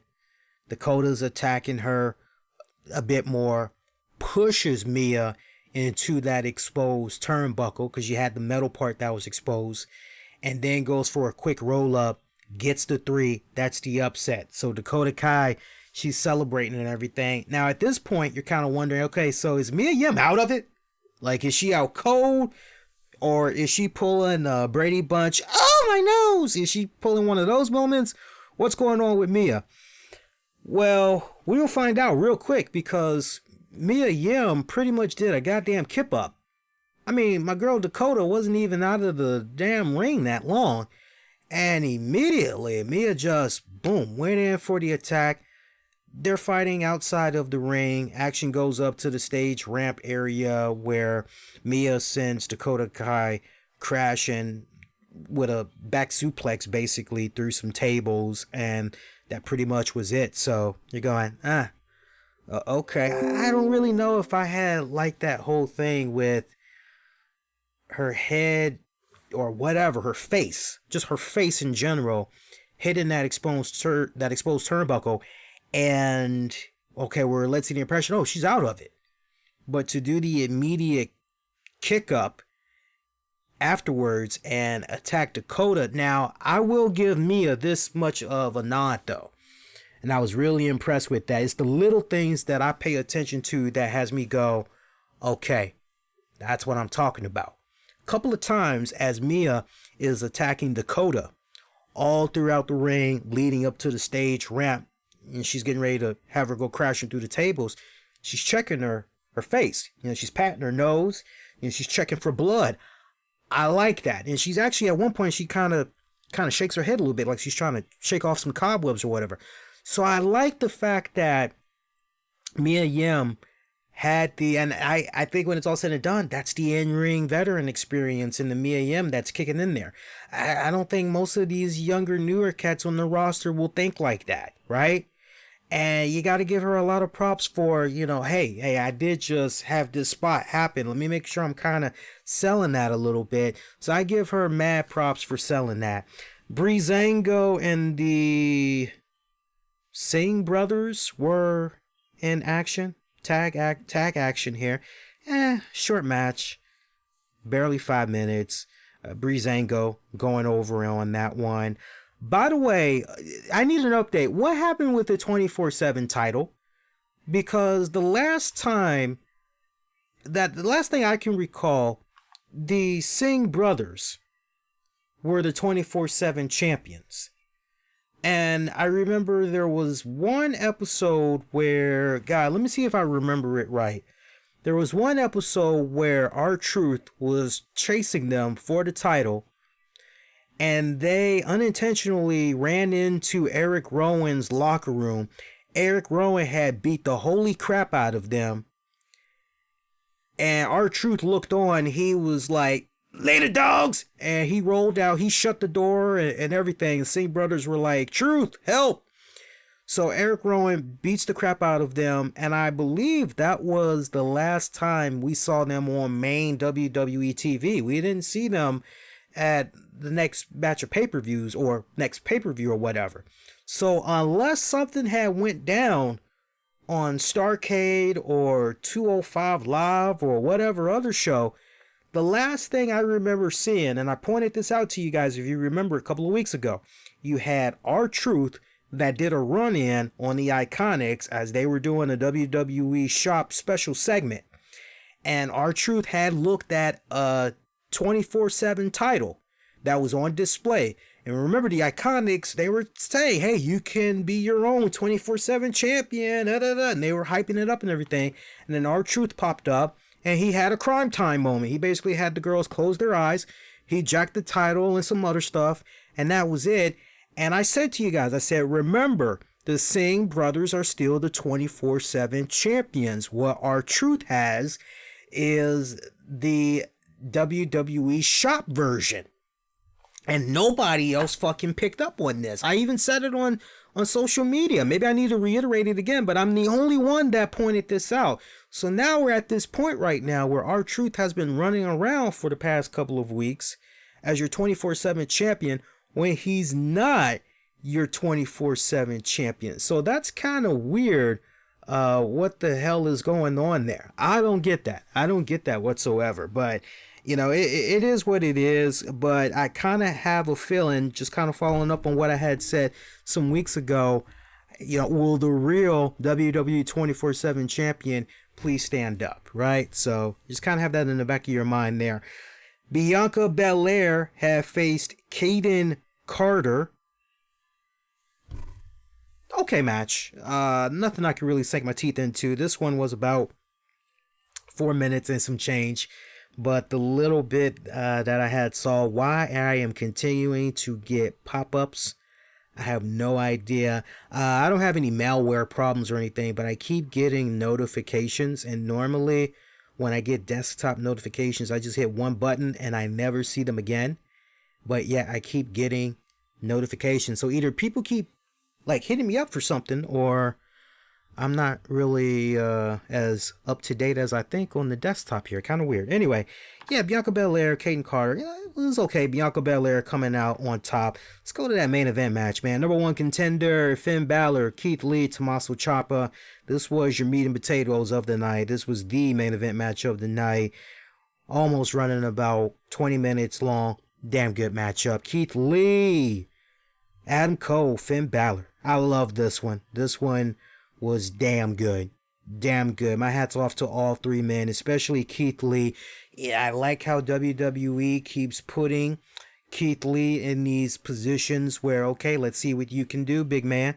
Come on, man. You've shown us that you got what it takes. You know, we're giving you the rope, man. Go out there and make it happen. And he continues to not disappoint. And I continue to be amazed not only at the opportunities that he's being given, but how often he is able to continue to go out there and keep hitting these goddamn home runs. And I'm quite pleased with him, contrary to how some people may feel about the current culture of minorities, specifically in a promotion like the WWE. I see so many good things. We talked about this on a previous show that's going on with a lot of these minorities in the WWE. And I don't just mean blacks. I mean all minorities in general. You look at someone like a Keith Lee, and he has all the promise in the world of being the next big breakout superstar. He has all the ability. He has all of, as far as I'm concerned, he continues to stay the course that he's staying at right now. I think he can truly be a world heavyweight champion. I sincerely do. He's got a great look. He's got a great size. Bombastic personality. You know, hits all the age demographics. You know, you can't go wrong with a guy like that. And I know you got the ladies out there. Some of the ladies out there, they love themselves a nice teddy bear, right? So Keith Lee fits that mode very well and everything. So he's fine just the way he is. He reminds me, you know, I know a lot of people look at him and some think Dusty Rhodes. I actually don't, you know, and I think that's a high compliment. I'm sure if you were to tell him that, I wouldn't be surprised. He would say, well, you know, I did try to pattern myself off of him a little bit, but not for me. He has a interesting combination for me. He's got Rhino, Samoa Joe, Monty Brown, little bit of Biggie, and Farouk, all rolled up in one. That's like Keith Lee when I look at him. That's the best way I can freaking describe it. And you think about that, just imagine you put all of those guys in a blender, and what comes out is Keith Lee. That's how I'm kind of picturing him. To each its own. Everybody's got their own interpretation of who they think Keith Lee reminds him of, but he reminds me of not just one person, just quite a few different people there. Finn Balor is your new number one contender, as it's going to be him taking on Adam Cole for the NXT championship on next week's NXT. I was getting ready to say takeover. I wish it was a takeover, but no, he's going to be taking on Adam Cole next week for the NXT championship. So that should actually be a killer freaking matchup. I'm happy that the past couple of weeks they've been kind of taking it easy a little bit on my man Adam Cole, letting him rest up a little bit from all of those bumps that he was taking. What was that, Survivor Series weekend? That was fucking insane. I'm glad he's resting up and everything. Let him rest up. Let the man rest up. Yeah, but for me, this was a good NXT as well. Like I said at the top there, as far as the matches that stood out to me, really was no segment. So we can just scrap that off the table. As far as the matches of the night, Lio Rush, Angel Garza, Cruiserweight Championship, and then your number one contenders match, I'll give it up to that as well. Now, let's talk ratings. So we talked about the ratings for last week's shows. So if you missed that, go back to the Monday show. The Monday show, we did talk about how AEW and NXT had did and everything. But with regards to how the ratings are going to do for this week, I got to refresh my memory a little bit. I know that AEW came right back and they had one. I would say, looking at the ratings here, let me just see what's going on here. Okay, so AEW had bounced back last week with 851,000. NXT had did 845,000. If you ask me who had the better show tonight, it felt more like it almost feels like a tie, man, but it really feels like a tie. It does, cuz both shows really just had two matches that was really worth the 2+ hours, basically, or the 2 hours. So that's a tricky one right there, but I would give the edge slightly more to NXT, just by a hair. Now, does that mean NXT should come in with the ratings? Ratings win? I don't know. That's a tricky one. AEW 845,000. No, AEW 851,000. NXT 845,000. I'm gonna say. I'm gonna say AEW wins. I'm gonna say AEW wins. I can see AEW at around 800. I'll say 817,000, and I'm gonna say NXT will have. All right, AEW is gonna have 817,000. NXT is gonna have 790,000. 790,000. So remember that AEW 817. NXT 790. So we'll see what happens with that. It might be a little bit closer than that. I could be way off, but we'll see. But when it's all said and done, I think AEW is gonna get the W. But we'll wait and see what happens. Shout out to my man Sean. I know Sean is going to be seeing what's up with. Actually, not Sean. Seth. Shout out to Seth. I know he's going to be making his rounds, seeing what everybody is going to be doing with their pay-per-view predictions and everything. Let's talk WWE TLC. Now, with regards to TLC, I gotta tell you guys, this feels like a pay-per-view that, honestly, there's not really that much to look forward to. It feels like it's gonna be a very, very weak card. It really does, to the point, I don't know yet. I kind of feel like actually taking the night off, and if anything, just review the Stone Cold Goldberg session from the Broken Skull Sessions episode. I kind of feel like if I'm going to do anything that night, just do that instead. But the way it's looking right now, we got the Viking Raiders. They're supposed to be facing opponents for their Raw tag titles. Their opponents are to be determined. Okay. I'll say Viking Raiders retain. Rusev takes on Bobby Lashley. This is going to be a tables match. These guys have been going at it for so goddamn long. You would like to believe that everything has culminated to this point where Rusev is finally able to once and for all walk away with the dub, get this all behind him and everything, right? And he's been a surprise attack, just attacked in general, all the crap that's been going on with Lana. You would think at this point. But then here's the other story with regards to this match that's going to be happening. Okay, so one thing that we did not highlight here. Now, they mentioned storyline wise on Raw that Lana had temporarily waived off the restraining order so that they could do the contract paperwork there, or not contract, but the divorce paperwork, I should say. Okay, so when it comes to this match at TLC, obviously Lana is going to be at Bobby Lashley's side. But okay, what about that restraining order? Is this a case right here where once again that's being thrown out of the table for the sole purpose of this match? Or is it in effect and Lana is just gonna have the night off? So we think. What exactly is going to happen right here? So the real question, how much of a factor is Lana going to play in this matchup, right?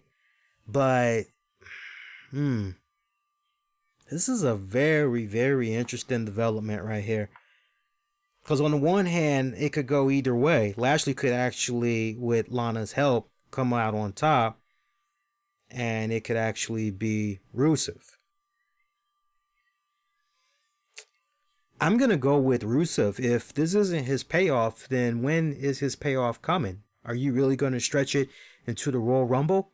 When you're doing something, and in this case, a TLC match, a tables match, kind of feels like, okay, this is surely it, once and for all. Be really surprised if they take this into the Royal Rumble. I'm going to stay...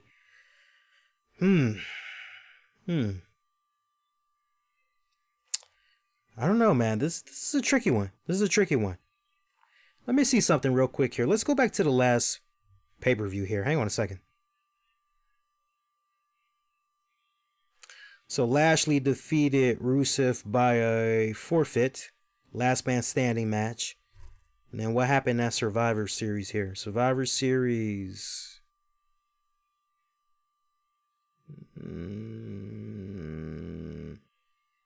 Nothing at Survivor Series, okay? And then let me go one more pay-per-view back here. Let me go one pay-per-view back here. Yeah, I'm gonna change that. I'm gonna say Lashley. I'm gonna say Lashley, and that's final. Lashley is gonna come out on top. Yeah, I'm gonna say Lashley. All right, let's keep going. Kabuki Warriors take on Becky Lynch and Charlotte Flair. Tables, ladders, chair match for the WWE Women's Tag Team titles. This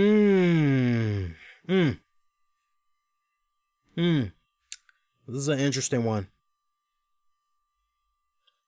I am going to say... Kabuki Warriors are really starting to find their stride, too. I got to give them props for that. They're really starting to find their stride. But now you're talking about things being evened up there. Kabuki Warriors. Aleister Black takes on Buddy Murphy.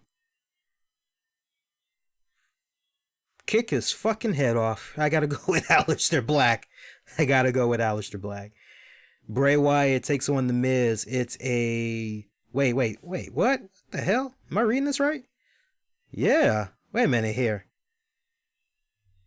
So it's Bray Wyatt taking on The Miz, and it's a singles match. It's not for the WWE Championship? Wow. I gotta do a double take on that one. I'll go with Bray Wyatt.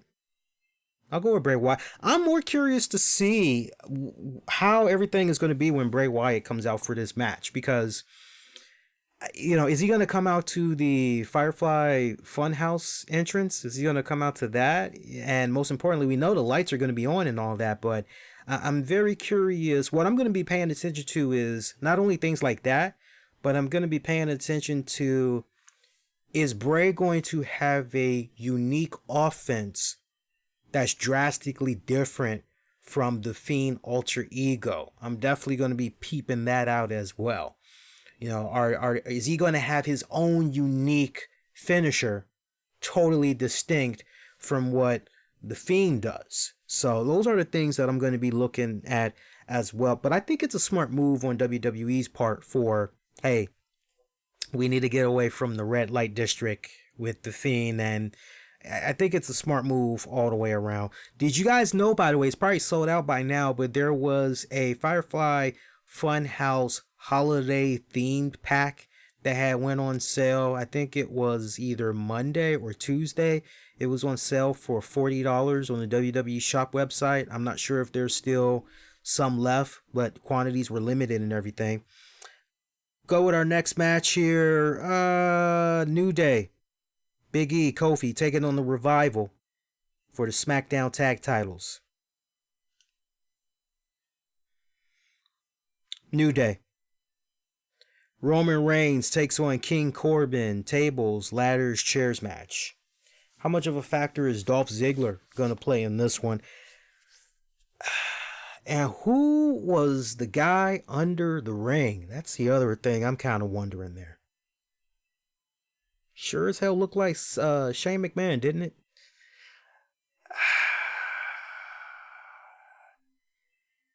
Considering everything that had happened to Roman Reigns, particularly on SmackDown, this just spells out Roman getting the big payback, right?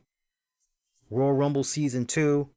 Want to have him go into the Royal Rumble looking strong, laying his claim to fame and going in there, coming out on top.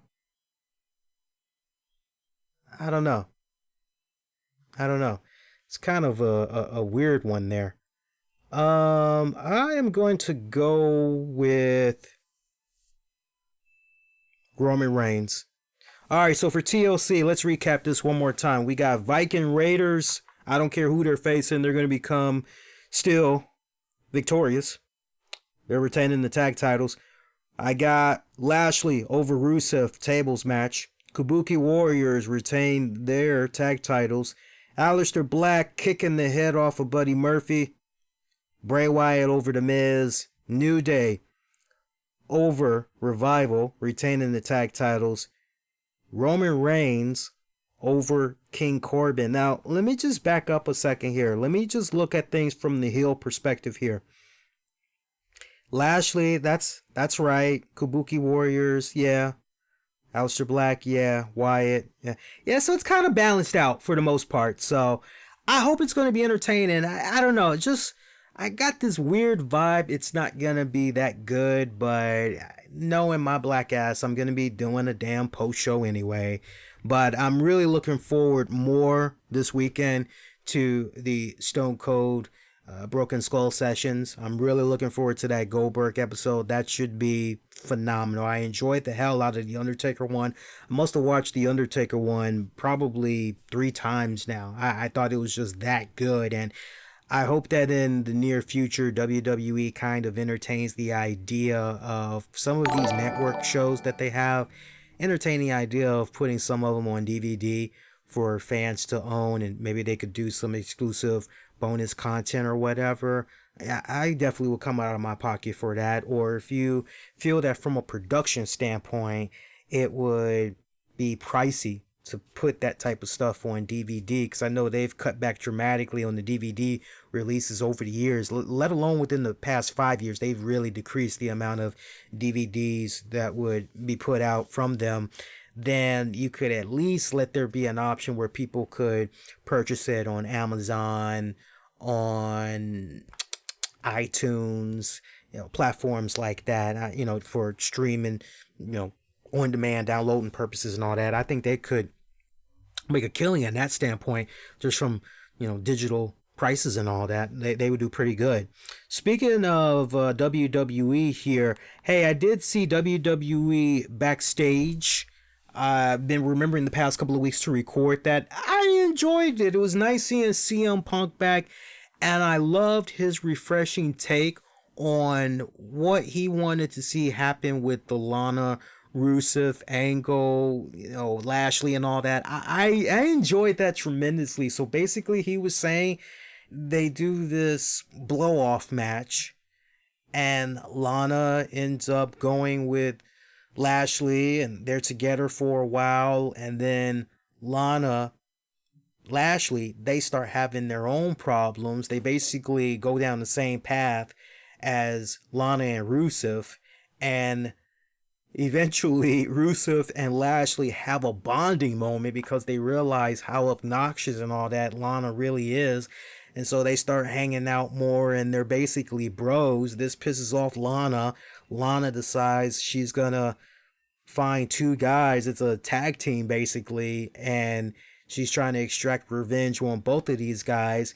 Everything leads up to WrestleMania, where the losing tag team basically gets Lana. Basically, CM Punk is picturing a Lana in a steel cage. It's basically a shark match, right? I'll go, holy shit, that's brilliant. And Punk even said, look, if you're going to do something past WrestleMania, I've got a really cool killer idea for when you go to Saudi Arabia. So you're like, wait a minute, say what? I thought that was really refreshing to hear him say that. I'm going, okay, shit, at least he's making it entertaining. I'm actually invested in that. Why not do something like that? So that was really refreshing to hear him talk about.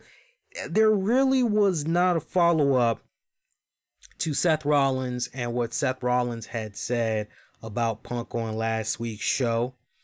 I know there was a little bit of a subtle shot. You almost had to miss it, and I'm not going to spoil it for you guys that didn't watch Backstage yet, but there was, because there is going to be an encore presentation. It's going to air later this week for those of you that missed it the first time on FS1, but there was a little bit of, it almost kind of felt Easter egg-ish as you were watching Backstage, because if you really weren't paying attention, you would have missed what Punk was saying. You kind of had to read in between the lines because it was a 4-second reference and you would have missed it. But I thought it was interesting that they really did not have Punk follow up on the whole Seth Rollins thing. And then here's the other thing that was, hey, what the hell, that some of you guys had pointed out, which was, well, hey, not for nothing, but Seth Rollins knows that CM Punk is going to be on WWE Backstage this coming week. Hey, it'd be kind of cool if you had him pop up on there and confront CM Punk and basically be like, talk that shit now. What's up? You're talking all big and bold and you had your tail tucked in between your legs and didn't show up for work last week. What's up now? Here I am. Say it to my face. And, you know, I guess at this point, because that's something kind of following up on what Stone Cold Steve Austin had said off and on over the years. Whenever Stone Cold has teased the idea of beating the crap out of somebody, Vince McMahon does not like that. He frowns upon it big time because he knows, hey man, it's not going to happen. Why are we even talking this way when we haven't even sat down and even done business? Like, unless we're talking business and okay, yeah, you know, maybe we can make it happen, but unless we're going to be going in that direction, like, what the hell, right? And some of you guys will remember there was the infamous Stone Cold podcast episode on the network where he was talking with Brock Lesnar, and you had some type of a damn tease like, oh shit, Stone Cold and Lesnar going to be doing something here? What the hell are we watching here? And Austin had to apologize like a couple of days later for that because he got chewed out by the old man and everything. So I just kind of feel like if you're kind of like me and you were like, yeah, where the hell was Seth Rollins? It would have made all the sense in the world for Seth Rollins to pop up and everything on Backstage because he knew that Punk was going to be there and everything. You know, it's safe to say that we're not quite at that point right now where, well, we know it's going to happen eventually too. We know that Punk is going to be in the WWE ring. We know that's going to happen. Let's stop faking.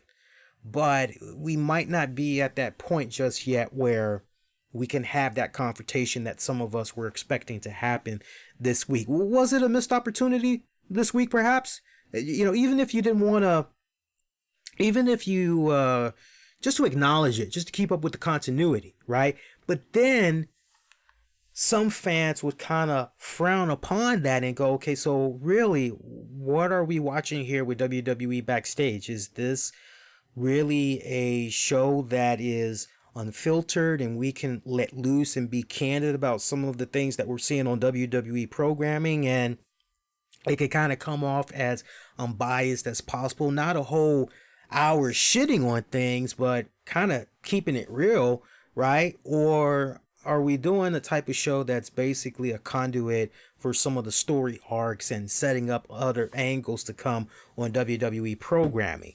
So, I like that they didn't rehash that whole thing. By the way, Baron Corbin was a great guest on the episode this week. It was nice hearing him out of character, and that's what I was really looking for the most. I think most people were as well when Seth Rollins was on last week. They were really looking for a out of character Seth Rollins, and we didn't get that last week. We pretty much got more of an in character Seth Rollins. Whether you want to look back on that and say he was just being a babyface or he was being a tweener, he was really being a character. Whereas when you see some of the other guests that have come by the show so far, including Baron Corbin really was just as loose as possible, talking out of character.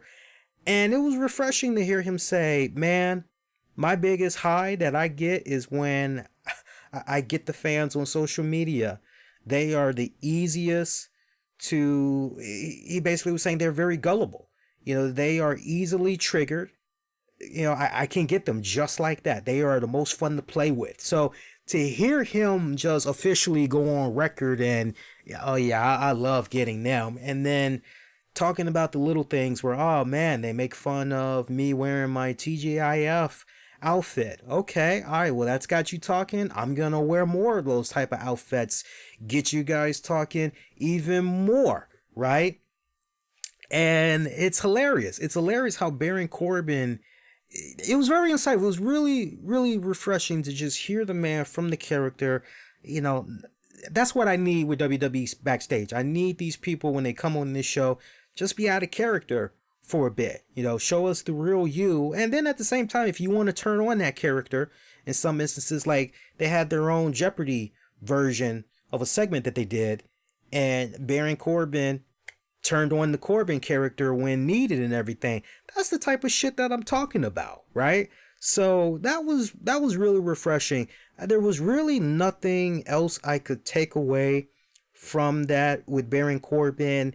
Everything that we've learned about Baron Corbin up to this point, really nothing new. I mean, there was definitely the whole thing about, hey, probably the biggest misconception that a lot of people have is they can just approach me or whatever. But in a lot of ways, he talked about how he was so similar to his Baron Corbin character from the standpoint of he's not trying to be friends with everybody in real life. He likes keeping to himself, right? So I thought that was, interesting little take and everything. They also brought about his time in football and everything. I think it was the Arizona Cardinals, if I remember right. They showed some footage of him and he was throwing it down with somebody. That was good shit. And look, Gino, I hate to burst your bubble, man. I love you, man. I love you. This is what I want to say. For everybody that goes, if CM Punk goes back to the WWE, he is a sellout. Well, fans, I've got some bad news for you. He been back with the WWE, man. Now check this out. Every time you get somebody, and I actually had to think about this a little bit more, and I was actually talking to a couple of people in private messages about this since CM Punk has been back the past couple of weeks. And it's amazing the shit some of you guys miss, because part of the time, if I'm not talking on Twitter, I'm talking in Discord. So again, if you haven't, signed up on the Discord, it's free. You should really join the Discord because it's the real fun in between the shows that goes down. So we've got this whole, but CM Punk, he is signed to Fox. Fox is giving him the paychecks. That's very true. But guess what? When it's all said and done, WWE ultimately had to give their blessing for CM Punk to be a part of this show. Keep this in mind. CM Punk is on a Fox network talking about the WWE product. He is on the Fox network on a WWE show. So I gotta be consistent. Remember what I had said a couple of weeks back, which was, I have no doubt, this is what I had said. I said, I have no doubt that if it hasn't happened already, CM Punk and WWE, they've had some type of a private meeting, whether it was a conference call or, the way he basically was able to hide himself and everything, travel all the way to Los Angeles for that cameo appearance on Backstage, letting everybody know, hey, I'll see you next week as I'm the new regular host of the show here. I wouldn't be surprised if CM Punk had did a similar thing like that, because he's been notorious for being very secret, doing quick little appearances here and there and all that without people knowing about it. He's done some appearances where, wait, that was him? You don't find out until a couple of years later. I wouldn't be surprised if something had already went down with WWE, and for the time being, it is just, look, man, one day at a time, whenever you're ready, yada, yada, yada, yada, yada. I would not look at him as a sellout. I wouldn't. And here's the reason why I wouldn't look at him as a sellout. And I was very consistent when I talked about this. I said, it takes a real man, a bigger adult, to admit, hey, man, did I handle some shit the wrong way? Did I say some shit that, I exaggerated the hell out of that? I really went on a smear campaign. I really lashed out and I said these things that honestly were not true. And I take some of that shit back. Okay, yeah. Now, on WWE's part, did they fuck up in some areas in dealing with him? How they handled him? Oh, bet you bottom dollar they did. So before the talk of a in-ring return and all that other shit even goes down, wounds need to be healed. And I'm like this. Paul Levesque, the WWE, they were able to make amends with Macho Man. They were able to make amends with the Poffo family, and you saw the end result of that.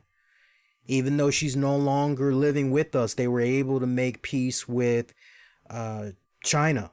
It just sucks she wasn't alive to go into the Hall of Fame, and would have been nice to hear her speech and her own words and all that. It really would have been nice to see a beautiful, strong-minded, clean of drugs and alcohol Joni Lauer at the podium and totally in a new, different place in her life, married, maybe even pregnant.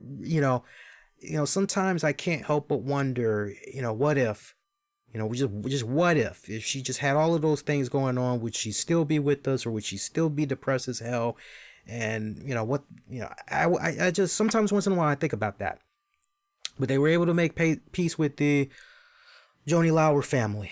They were able to make amends with Bruno Sammartino, who was very harsh of the WWE product, right? Very critical of some of what was going on, and man, it took a good minute, but they were able to mend that fence with him. Ultimate Warrior, they were able to make peace with the Ultimate Warrior. Man, we've seen Hulk Hogan a couple of times there, and just when you think never say never, man, there's the Hulkster, right? So you all should know that with regards to the WWE, it's never say never. Despite how some people act and say what they say, time heals all wounds. It's no different than you have that obnoxious friend that you just can't stand. You can't stand their fucking guts. They're irritating as hell. You just don't want to be around them. And every time you get around them, nothing but negative things happen. And you're just, I gotta keep away from them because they're toxic. But there's that part of you that misses them being a part of your life, and you miss the interactions, and, or maybe you had a bad fallout with them, and, I'm never talking to them again, or some shit like that. And eventually you say, does that make you a sellout in any type of way? No, it doesn't make you a sellout. Like I said, it takes a real bigger person, a real adult, to go, okay, you know what? I made my mistakes, and yeah, man, I want to patch things up, right? I don't think he's back into the mix of the things, back into the mix of things for the money. I truly do not believe it's for the money. I think at this point, this is about, hey, you know what? I'm at a place in my life, and he's admitted it already in many interviews. He's admitted it already. And again, if you guys didn't check out the CM Punk Starcast thing that he did a couple of months back, do yourselves a favor, go check that out. You really owe it to yourselves to check that out. Even though I didn't like how repetitive it was with the questioning that Mike Johnson was asking him, there's some really good nuggets of information in there, and the guy has blatantly admitted, as early as that special, that the way he handled things was totally wrong on his part, and how he's trying to be the bigger person and he's trying to move past it. Between what he's doing with the movies and all that other stuff and what AJ's doing, it's not about, and look, the last thing I'm going to do, and this needs to be the mindset of everybody, don't judge a person until you've walked that mile in their respected shoes. You ain't going to never find me on this show, and I'm proud to say that. I've been walking on God's green earth now for almost 39 years, coming up next week, and, I'll give it to you right down the middle, as unbiased as humanly possible. You will never hear me say this person is a sellout or, this person is a piece of shit. I'm never going to belittle somebody. If I have something, that's eyebrow raising, I'll bring it to the table as best as I can. How you all walk away from these shows, that's at your own accord, right? But I'm not going to ever come on this show. You're not going to ever find me. Now, even in private conversations, you're not going to ever find me go sell out or bigot or not my cup of tea. Let's get into some other tidbits of news here before we get ready to wrap it up. So we've got Ring of Honor. They're going to be doing their respected thing this weekend. They've got the Final Battle card. It's a pay-per-view event. They're also going to be doing tapings. It's all going down this weekend. They're going to be doing it in 2 locations. They're going to be doing it in Baltimore, Maryland, and they're going to be doing it in Philadelphia, Pennsylvania. So first off, let's talk about that pay-per-view. We got the pay-per-view Final Battle. That's going to be happening on December the 13th, which is this Friday. And here's your matches so far. You got Dalton Castle and John is it Hendry? Yeah, am I reading that right? Dalton Castle and Joe Hendry. They're going to be taking on Silas Young and Josh Woods tag team match. You got Rhett Titus taking on Kenny King. Angelina Love will face Maria Manic. Jeff Cobb takes on Dan Maif. Hope I'm pronouncing that right. Villain Enterprises, Marty Scurll, Flip Gordon take on Bandito and Flamita. Tag team matchup. Shane Taylor defends the ROH TV title against Dragon Lee. Matt Taven takes on Vincent. Mark Hastings takes on Bully Ray in a street fight. Briscoe brothers, Jay and Mark Briscoe, take on Jay Lethal and Jonathan Grisham. Tag match for the ROH World Tag Titles. And your main event match, Rush defends the ROH World Championship against PCO. Decent card. Night 2 is the Final Battle Fallout. This is the TV taping. So they're going to have Dak Draper taking on a to-be-determined opponent. Crowbar, same deal with him, his opponent to be determined. Mark Hastings takes on Hollow Wicked. Sumi Sakai takes on Nicole Savoy. Dan Maif and Jeff Cobb take on PCO and Marty Scurll in a tag match. Flip Gordon takes on Ray Horace. Bateman takes on Tracy Williams. And Alex Shelley takes on Jonathan Gresham. So, sounds like a good TV taping card as well. Now, with regards to that TV taping, we already know we're not going to see all of those matches. So out of those 8 matches for the TV tapings that we just talked about, that is probably going to be... that might consist of about 3 episodes, the way I'm looking at it. Because typically with your ROH shows, it's usually about 3 matches. Sometimes they squeeze in there 4. So what I just read to you there for the night 2 TV tapings, that looks like stretch it out, add in some commercial buffs, add in some promo segments. That's probably going to be about maybe 3 episodes at most, the way they'll split those matches up. So yeah, looks like it's a decent TV tapings. Looks like it's a decent pay-per-view card as well. I will not be checking that out. I will actually be checking out the NWA Into the Fire pay-per-view, and I did give predictions for that. I believe we gave predictions for that. If it wasn't on the Monday show, I know it was last week. Definitely we had gave predictions for that already. And by the way, I will be streaming that. I'm going to be streaming that over the weekend. So make sure you get at me on social media and in Discord. And if you guys want to try to watch that, I'm not trying to broadcast, hey man, I'm streaming it. Yeah, come on. And get in trouble with the higher ups. No, thank you. I'm not interested in that. No, thank you. Also, we got a better look at the card coming up for Wrestle Kingdom 14. Wrestle Kingdom 14 going to be going down at the Tokyo Dome in Japan on January 4th. Also, January 5th, we got about 8 matches for night 1, followed up with 8 matches for night 2. I'll tell you guys how that card is looking right now. And make sure you stick around. We got some John Morrison news, as John Morrison had broke his silence, so to speak, for the very first time. He did that earlier today. But hang on real quick here. Night 1 of Wrestle Kingdom 14, we got Jushin Thunder Liger, Fujinami, the Great Suzuki, and Tiger Mask taking on Sano, Atani, Taikawa, and Taguchi. Looks like that's an 8-man tag team match. And they have Noriro Hanaga as the special guest referee. And then you've got Evil, Sanada, Shingo Takagi, and Bushi taking on Suzuki Gun. 8-man tag team match.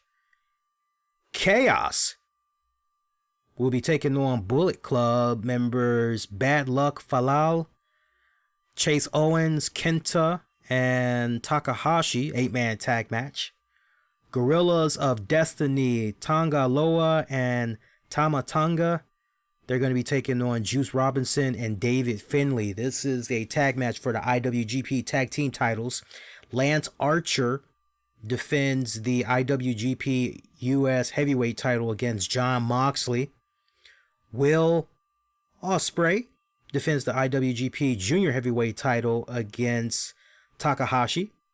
Jay White defends the IWGP Intercontinental title against Naito.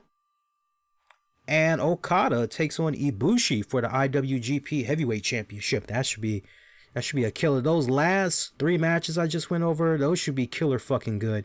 Night 2, Jushin Thunder Liger and Sano take on Ryo Lee and Takahashi. It's a tag team match. This is Jushin Thunder Liger's retirement match.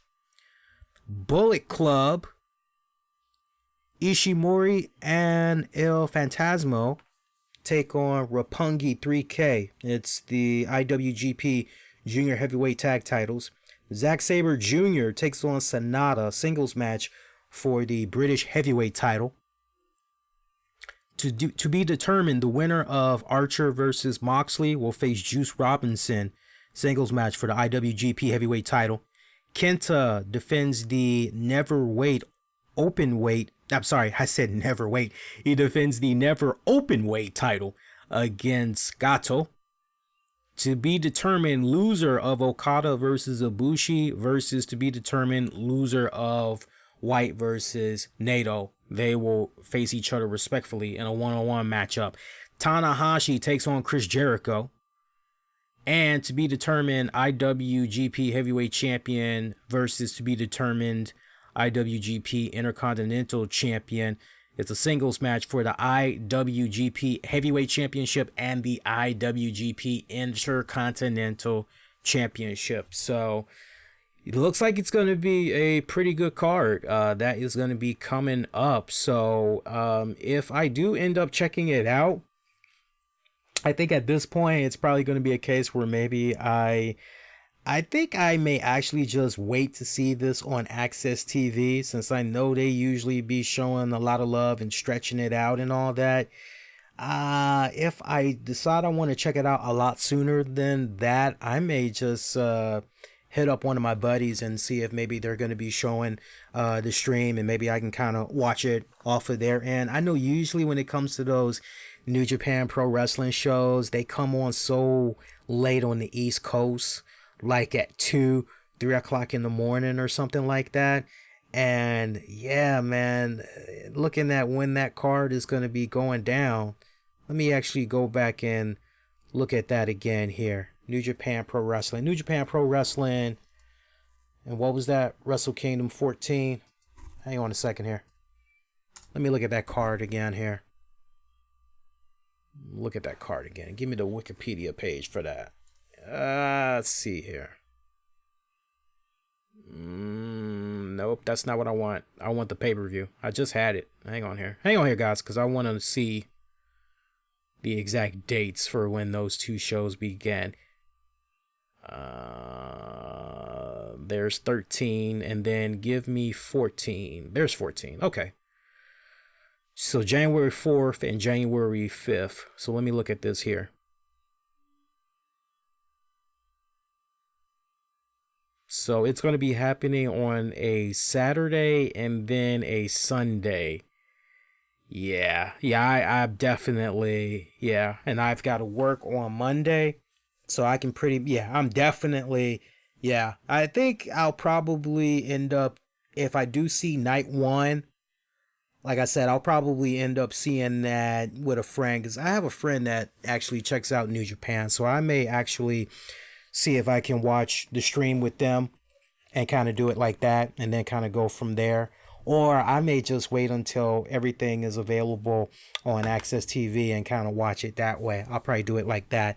But yeah, we were talking about John Morrison earlier. John Morrison, as you all know, it was revealed on WWE Backstage about 2 weeks ago. Officially, he had signed with the WWE, and he was coming back, and it had been a good moment since we've seen John Morrison in the WWE. To be exact, he's been away from the WWE for about 8 years. Well, he actually had appeared on the WWE Network's The Bump to discuss his decision to return.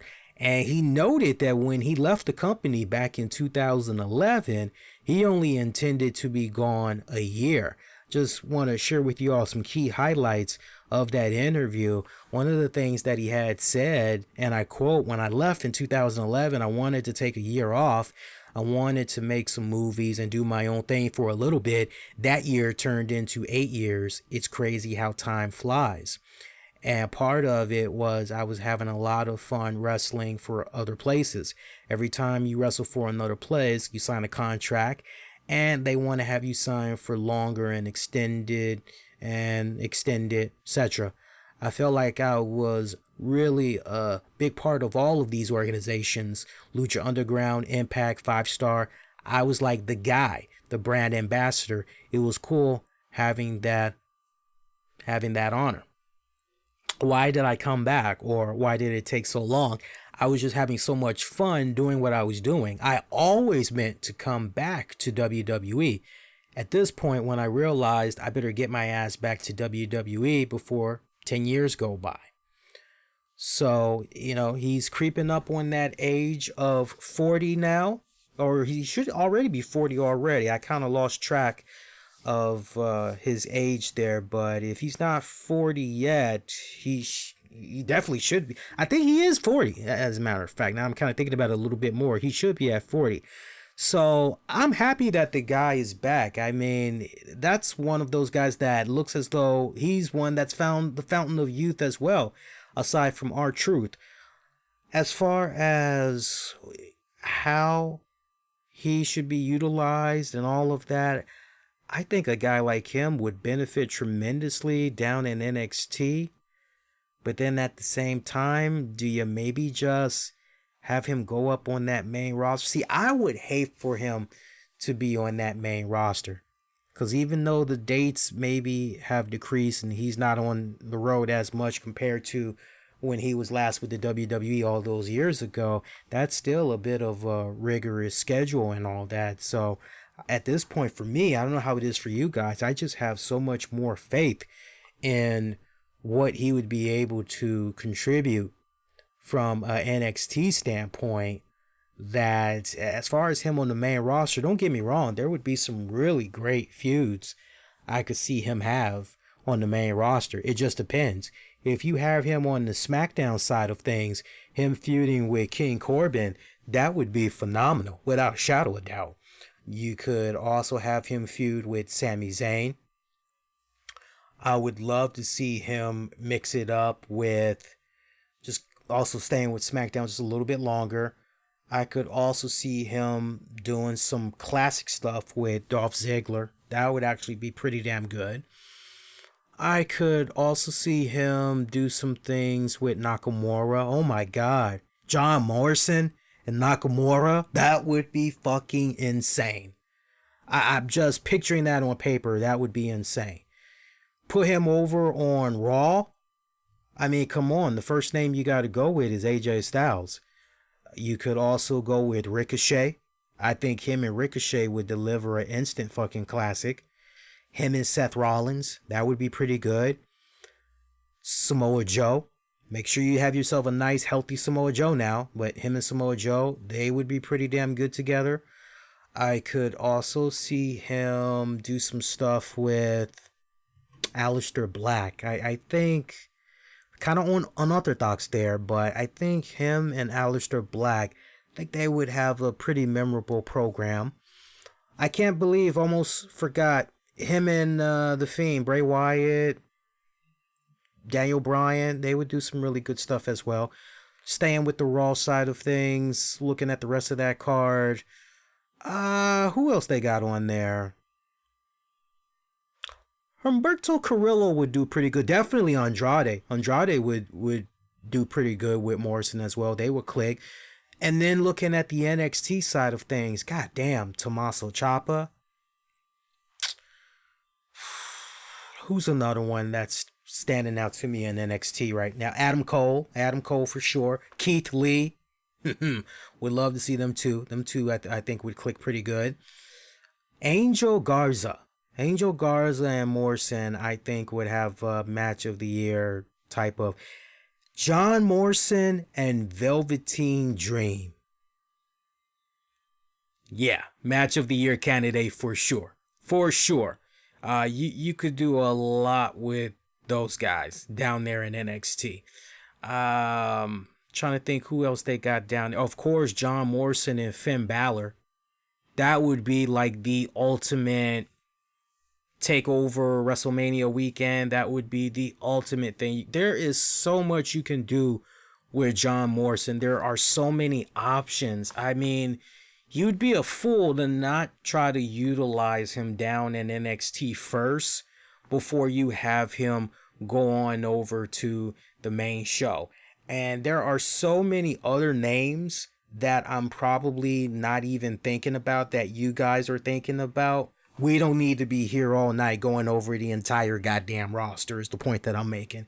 But you get the point. Whether you put them on NXT or you put them on Raw or you put them on SmackDown, there are so many great opponents that John Morrison would be able to face. Like, it wouldn't even be funny. But the real question I have is, okay, you got Morrison.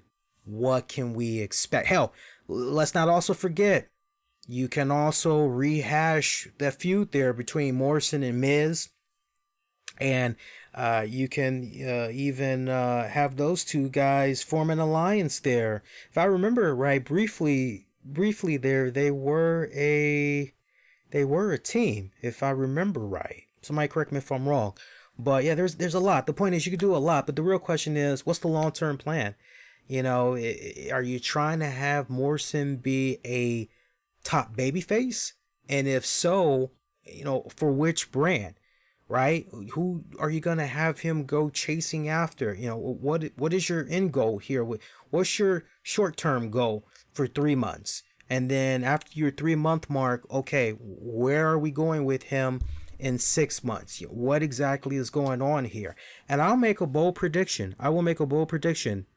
I got John Morrison making his appearance Royal Rumble weekend. That's when it's going to be going down. As far as you guys, like, when is he coming back? When is he coming back? I think at this point, just the fact that we saw him on the bump and all that other stuff, I think at this point, it's safe to say Royal Rumble 2020, that's when we're going to see him. And I think that's the perfect place to put him. And if you really want to get a good gauge on how everybody, the WWE universe that is, thinks of John Morrison, we know by now these WWE fans, they have broadened out their horizons more and more, and they're now dipping into a little bit of everything as far as different promotions go from over the years. I'm just picturing in my mind that it would be a massive pop that he would receive without a shadow of doubt. Royal Rumble weekend, you just have him pop up in there. I'm not going to speculate on what number he can be and all that other shit, but when it's all said and done, the guy definitely will get a huge pop. But that's where you make it go down. Have him pop up, Royal Rumble. That would be good. Yeah, so what if he goes out after 15, 20 minutes or whatever? I'd say if you're going to have him resurface and you're going to have him pop up at Rumble, at least have him in there for about 30 minutes. Make him look pretty damn strong. And then as far as the next time we see him and everything, who knows? I'll let WWE work out those kinks. But you definitely got to do some WWE network specials as well. I think one of those you got to do on John Morrison. This is why you have the WWE network. Use it as that gateway you need in reintroducing fans to certain wrestlers and all that. And that's the biggest thing that I want to happen in 2020. I really want for WWE to utilize the network a lot better and getting over certain superstars. And John Morrison would definitely be that case. I would love to see a 24 special or a WWE Chronicle special done on him and different superstars talking about him. You've got enough talent that's in there that can definitely reflect working with him in Impact Wrestling briefly. You got enough there where you can reach out to other people from other promotions. Now that Lucha Underground is defunct, basically, you could definitely, reach out to some of the people. Shit, you could definitely have Ricochet comment. You could definitely have Ricochet comment on working with Morrison there. Did they even cross paths? I'm kind of thinking did they even cross paths in Lucha Underground? I think they did. Actually. But yeah, there's enough material that's there. Basically, you could do what you need to do to hype up John Morrison's return to the WWE and all that. I'm most curious how the downloads and all that did for people that were checking out. And I think downloads is the wrong word. I should say watch time, retention and all that. I'm most curious how it went for that John Morrison piece earlier today. So there's a lot you can do with him. I just hope that it's done right. That's my only thing. I just hope that it's done right. Also, get into a couple of more little tidbits here. I didn't get a chance to say this. Matt Hardy is somebody that we had an opportunity to interview some years back. I don't know how many of you guys were aware of it. There's a lot of stuff. And when I bring these interviews up, I don't say them to suck my own dick or anything like that. Yes, folks, we do interviews. That's my whole point in bringing it up. So if you haven't, if you're new or, you have done interviews with people, play around a little bit. You can actually go poke your head on the audios on demand, on the downloads, or check out the guest exclusives on the YouTube channel. And I was bringing that up because, Matt Hardy is somebody, he's had his trials, he's had his tribulations. Here's a guy that one day at a time, he is doing his best to be the best human being on this earth.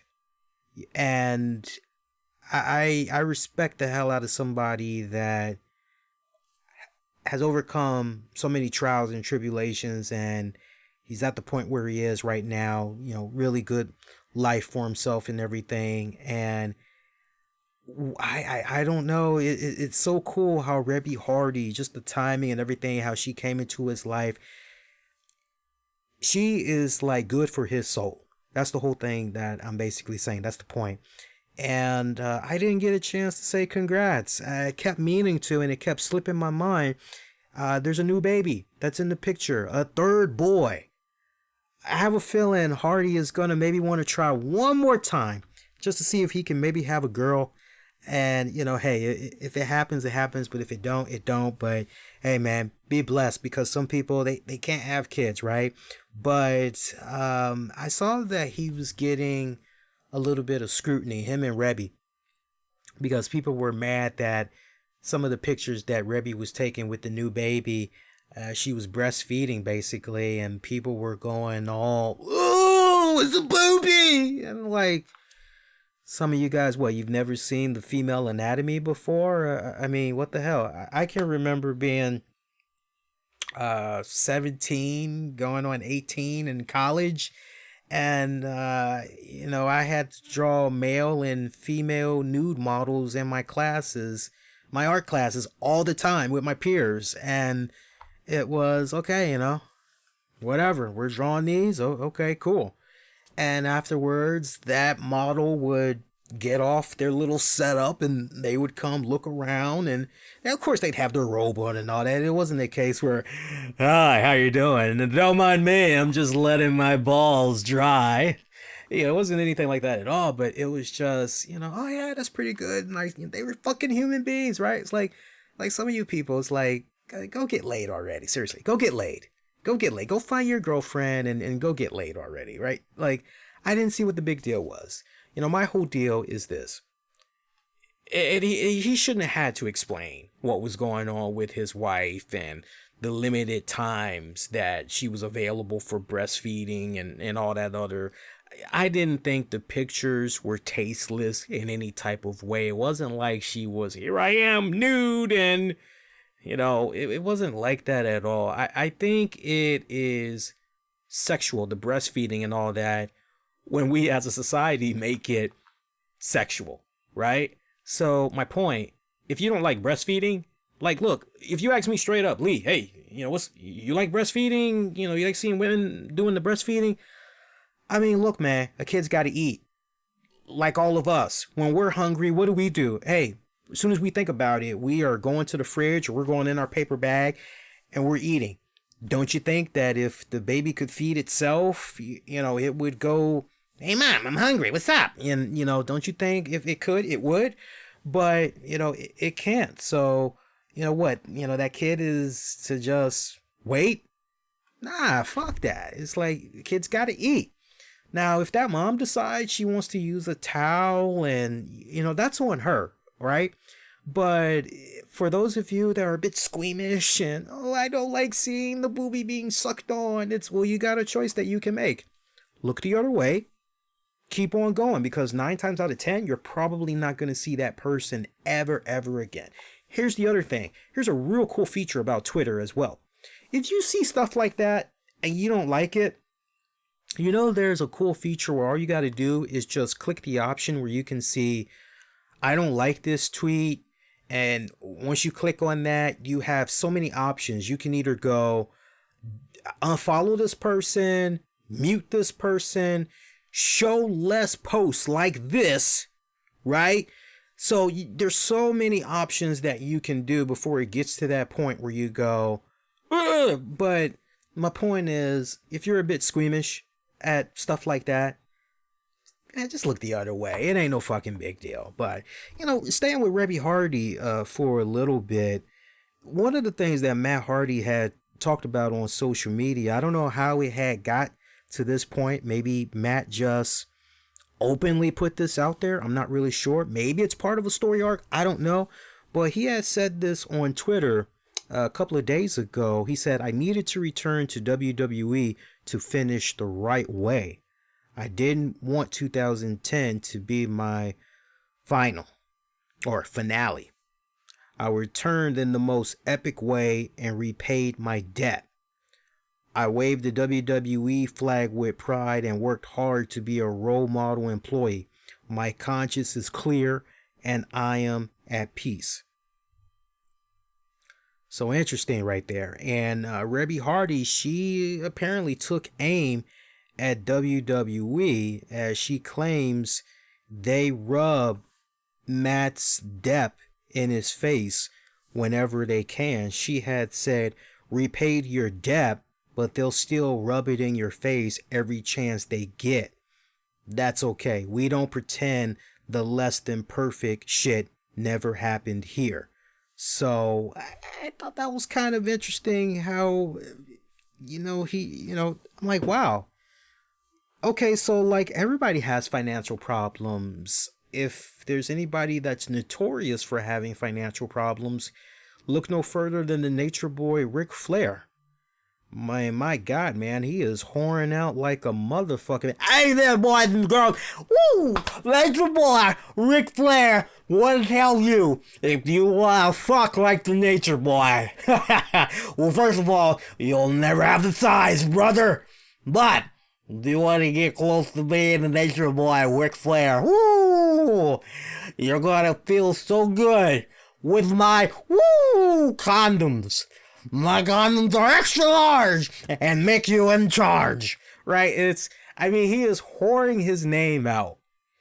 It's not even funny. It's quite sad, the way you see him pimping this goddamn name out and everything. But if there is a poster child for somebody that owes a shit ton of money, it is the Nature Boy Ric Flair. So if I have to,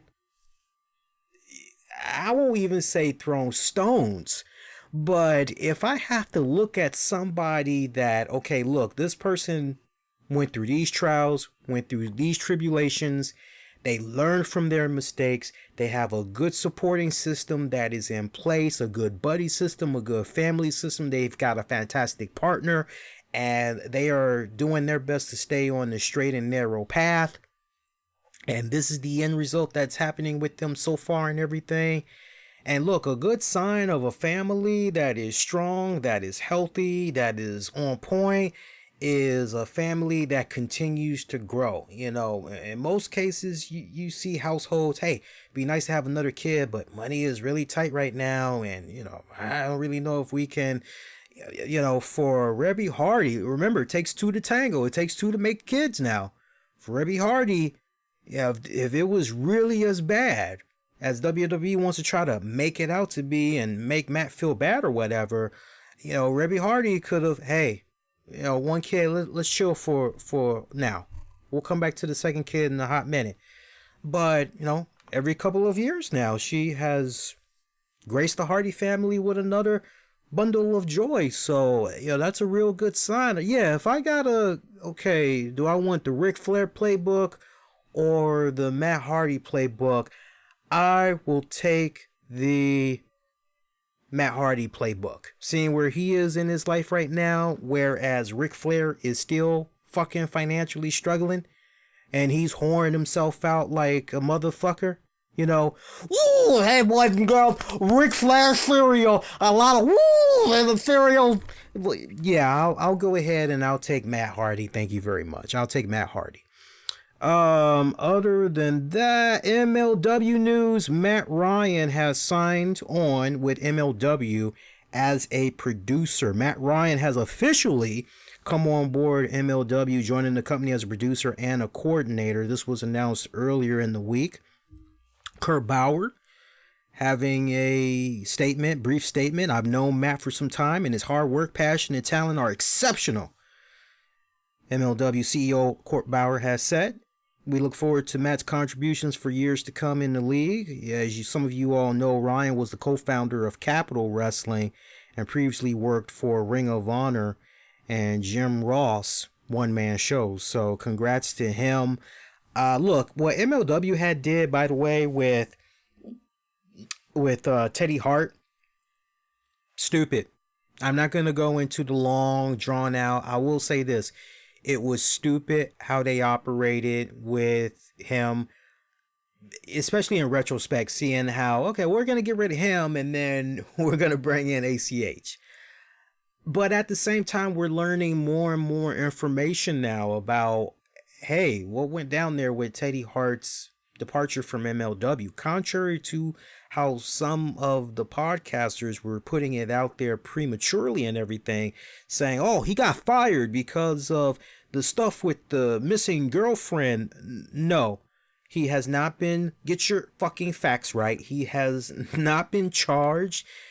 He was not being investigated, nothing like that. As far as from a legal standpoint, nothing going on with him. As a matter of fact, when the girl had went missing, he was way across in another state, and he was way across in another state. And if I remember right, there wasn't even any communication with them.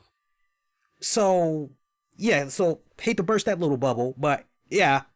And the second point is, so it had nothing to do with the girl that went missing. But you wouldn't know that because all the dirt sheets and all the podcasts that were talking about it, you see, we were very quiet about it. I've gotten to that point, doing the shows as long as I have, I don't want to be among the first. I want to be as detailed and as correct as best as humanly possible. I want to know the facts. I don't want to know hearsay. And if I have an opportunity where I can hear straight from the horse's mouth and all that other shit, show me the paperwork trail. All you got to do, guys, it's extensive, the whole Teddy Hart situation. It's extensive with regards to that case, but yeah, I did a little bit, but I mean, it's like going down this weird fucking rabbit hole and you just don't know where it's going to end and everything. But ultimately, that's not why he was let go from MLW. He was let go from MLW because of how he conducted himself professionally. He was, for lack of a better term, he was not a good model employee. He was doing no call, no shows. The stuff with the animals, it was a bit excessive for the higher ups in MLW. Him making appearances at NXT shows, AEW shows and all that, and it's clear as fucking day who he is and everything. They did not like that. They thought that was very disrespectful, right down to the point some of the people that actually worked in NXT and in AEW actually went to him and said, dude, like, we're not trying to get you in trouble and everything, but like, you do realize you being here, word's gonna get back to your people, right? Like, you sure you wanna? And he wanted to watch these shows, and so I mean, he really dug his own ditch when it's all said and done. But doing the whole no call, no shows and all that other shit, you do enough of those. Come on, real talk, real world. You do enough no call, no shows. Eventually, your supervisor, or you're late constantly. Eventually, what's gonna happen? Your boss is gonna pull you to the side. Hey, you're a great employee when you're here, but you got to work on your attendance. You keep it up, what do you think is going to happen? Yeah, eventually you're going to be out of a fucking job. And that's actually what happened to him. So you can't really feel sorry for him.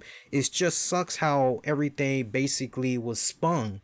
That, oh yeah, it was because that girl that went missing and MLW didn't want to have anything. No, people, no, that's not what happened at all. So learn your facts a little better next time, and really it would help you guys out tremendously, I think. Other than that, there's really nothing else for us to cover here. We went a little bit all over the place, and so we did pretty good. So quick programming notes: your next edition of the RCWR show, Patreon members, patreon.com/RCWR show. There's going to be this Saturday, I think it's going to be Saturday evening, because I don't think it's coming on in the afternoon. I think it's going to be Saturday evening. Patreon members, there's going to be the NWA Into the Fire pay-per-view post-show. I'll be doing that for you guys. Again, that's a Patreon exclusive. Sign up, patreon.com/RCWR show. Low as $5 a month. Get access bonus, audio, video content. Great majority won't be able to check out anywhere else. Be part of a nice, cool inner circle, right? We got our own inner circle. Nice, cool group that we got going on. Nice, continuing, growing family. I got to get into shout outs in a hot second. And then Sunday, WWE TLC. I'll do it so you don't have to. I'll watch it. But I'm really looking forward to checking out the Stone Cold. And like we did with The Undertaker, we're going to do a 2-in-1. I'll be reviewing both of those respective shows for you in the same night. And then Monday, of course, we'll have our usual edition of the RCWR show. I do want to get into some Patreon shout outs. I love our Patreon members. I love our familia. Without them, content like what you're checking out right now would not be made possible. So I definitely want to take this time out and recognize them right now. Shout out to Tony Bing Gaming for all things Marvel video games. Check out Tony Bing Gaming. He's got a great YouTube channel and he has a Patreon page as well. You can check him out and support him. You can also, who else we got here for shout out? Shout out to John Krauser. John Krauser is doing his thing at the Second City Theater all month long in December as he's doing his Brain Freak live comedy show. If you're going to be in the Chicago area this month, do represent. Check him out. He's got great prices, man. You can't beat those prices, man. You got $13, $11 if you're a student and you have your ID. I think $10 as well. I mean, you can't beat that. Good food, drinks, lots of laughs, good time. Second City Theater. Just look up in a Bing or Google search John Krauser, Second City. You'll be able to find him. Krauser, you spell Kraus as in Sam, ER. You'll be able to find him that way. Also, shout out to my amigo Anthony Missionary Thomas of Wrestling Soup, Joe Raymond Jr., Sean Kenter, Justin Ripstock, Freddie R. Freddie, Michael Wolf. Love all you guys tremendously. Shout out to all of you. Also, shout out to some of our sponsors. Shout out to FullCirclePharmacy.com. You spelled that Full Circle. You know how to spell that. Pharmacy. This is where it gets tricky. You don't do the traditional pharmacy like a drug. You spell it F as in Frank, ARMACY.com. FullCirclePharmacy.com. If you want the very best in CBD, hemp products, 100% organic and pesticide free, check them out. All of their products that they sell are legal in all 50 states. Fast and free shipping. Check them out. FullCirclePharmacy.com. We're also brought to you in part by LeafyAssets.com. If you're a real estate investor or entrepreneur, they can help grow your assets and strategically help grow your business and wealth. Check them out. LeafyAssets.com. Also brought to you in part by President Evil. Days before the November midterm elections, 3 young girls are stalked by a deranged killer dressed as the President of the United States of America. And no, I'm not talking about the band, the Presidents of the United States of America. Although I love that band. Peaches, Kitty at my foot and I won't touch it. Love that. But I love Peaches. Peaches by the Presidents. All-time song. Check out the trailer and the movie on Amazon.com. Also want to give a shout out to, I think we've got one more shout out. Let me look here. That might actually be it as far as the shout outs go. Hang on here. Yeah. I want to do another shout out here. I was talking about them the other day, but I do want to give them another nod here. Aqua Harmony Shower Filter. I want you guys to check that out. If you're kind of like me, and you're doing a little bit of remodeling around the house and you're about to do your thing with the bathroom. Like for me so far, I don't know how it is for you guys, but so far over the course of the past couple of weeks, I've replaced my bathroom countertop with a new marble finish.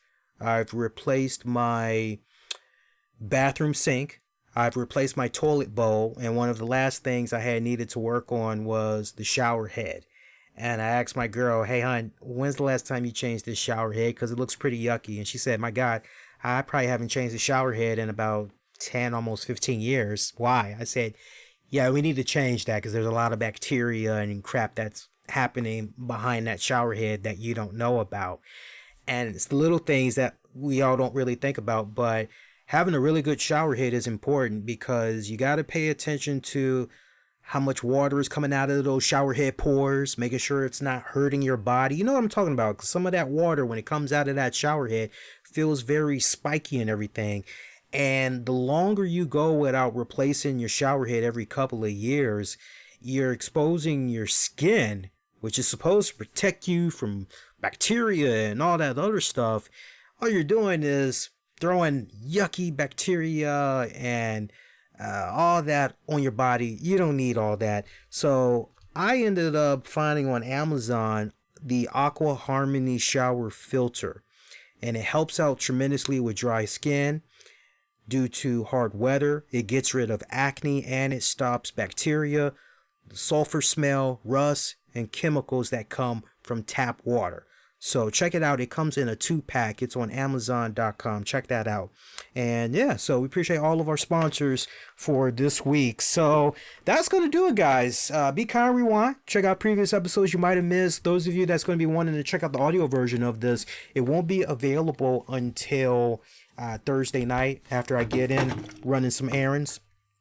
And for those of you wondering what's going on with our Painting with Lee series, I'm actually going to be bringing that back. I have a couple of days off going into this weekend. So I'll actually be doing the Painting with Lee series again. Some of you guys that's following me on social media, you may have seen that I've kind of picked it up a little bit since last we did an installment with you guys. But the Bray Wyatt painting, it is coming along. I'm loving it.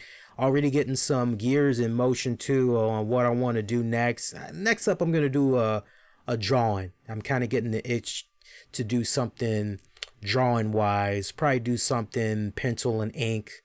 Maybe I'll do a little bit of color. I don't know. Maybe I'll do something with some Prisma or some pastel. I don't know. We'll see what happens. But yeah, the Bray Wyatt, that's coming along. We'll bring that series back over the course of the next couple of days for sure. And for you WWE Supercard fans, let me know how you guys been doing playing the game so far. Luck be a lady. I actually had got, because they're doing the promotional holiday themed cards. When you get all the coal, you grind it up, you turn it into the diamonds, and then you gotta wait a whole fucking day to see what kind of cards you pull. You hope you're gonna get Primal or Vanguard, right? True fucking story. I gotta share this with you guys real quick. So I'm playing the WWE Supercard, and during like the first 5 days, right? I'm grinding the diamonds out, and okay, boom. So the first card I get a Primal Shawn Michaels. I go, oh shit, nice. I'm like, okay, well, let me level this up. Let me see where this is. People are actually complaining on social media about, I used 150 cards and it didn't max out my Primal. And it's like, well, that's why. And the developers clearly stated that when it comes to the Primal, no, they clearly said that when it comes to the Nightmare, Primal, and Vanguard cards, basically all future cards, they said it was going to be much tougher to level those cards up, right? That's the whole thing. It's all about enjoying the journey and leveling it up. You know, it's not as grinding as before. I got to give them a lot of credit. Adding the gym in there, where you can put your card in and basically you're waiting 4 days. So essentially, okay, well, while that card's in the gym, I'll just go play with this other card that's strong. And once that card's ready to go, I'll come on back to it. It'll have the matches that it needs, or it'll have all the levels that it needs. I'll come back in about 4 days. And if you got the gold, you want to rush it, okay, well then that's up to you. But if you're not in a hurry, what the fuck is 4 days going to do? So anyway, I get the Shawn Michaels card. And then fucking, once I get that, I'm like, okay, let me grind some more. So I get more coal. All right, turn that into diamonds. I get my diamonds. I go again. Can you take a guess what's the second card I pull? The second card I pull is another Shawn Michaels Primal. I go, holy shit. So I combine both of those sons of bitches once they've leveled up in the matches, level and all that. So I combine both of them. And I think that is my second strongest card. My first strongest card, I took part in the last man standing for Doink the Clown. You know, so many people, oh, Doink the Clown, oh, why that card? Oh, I'm thinking to myself, yeah, and it's with that mentality, your ass is going to get owned because here's a card where probably a lot of people like you are going to go, yeah, I'll skip that. But that's like a really strong fucking card that depending how far you go up in the ranks, you'll be able to shoot yourself up to Vanguard like in no time, if not hit Vanguard with a card like that. So I think my rank ended up being 6,000 and something, which is pretty good because when I leveled up my Doink the Clown Last Man Standing, that's my new number one go-to. That thing's got like 1,000, and this is without buffing it up. This is without adding it in one of the momentum slots and giving it the, what is it, the 2%, 5% boost. It's got like 1,700,000 and something hit points, like in all of its fucking categories. So like it's an instant win basically. So yeah, I want to know how you guys been doing with the new season of Supercard and all that since they've done the update. So definitely let me know throughout social media. But get at me, Twitter, Facebook, Instagram. Use keywords the RCWR show. And until NWA Into the Fire weekend and all the great stuff happening with WWE and ROH and whoever else is doing their thing, I will check you guys out. Much love as always. Thank you guys for checking out the show, and I definitely thank those of you that's going to be checking this out on demand and on the downloads. Much love, and until next go around, wishing all of y'all to be safe. Most importantly, be kind to one another. I'll see you next go around. Everybody do take care.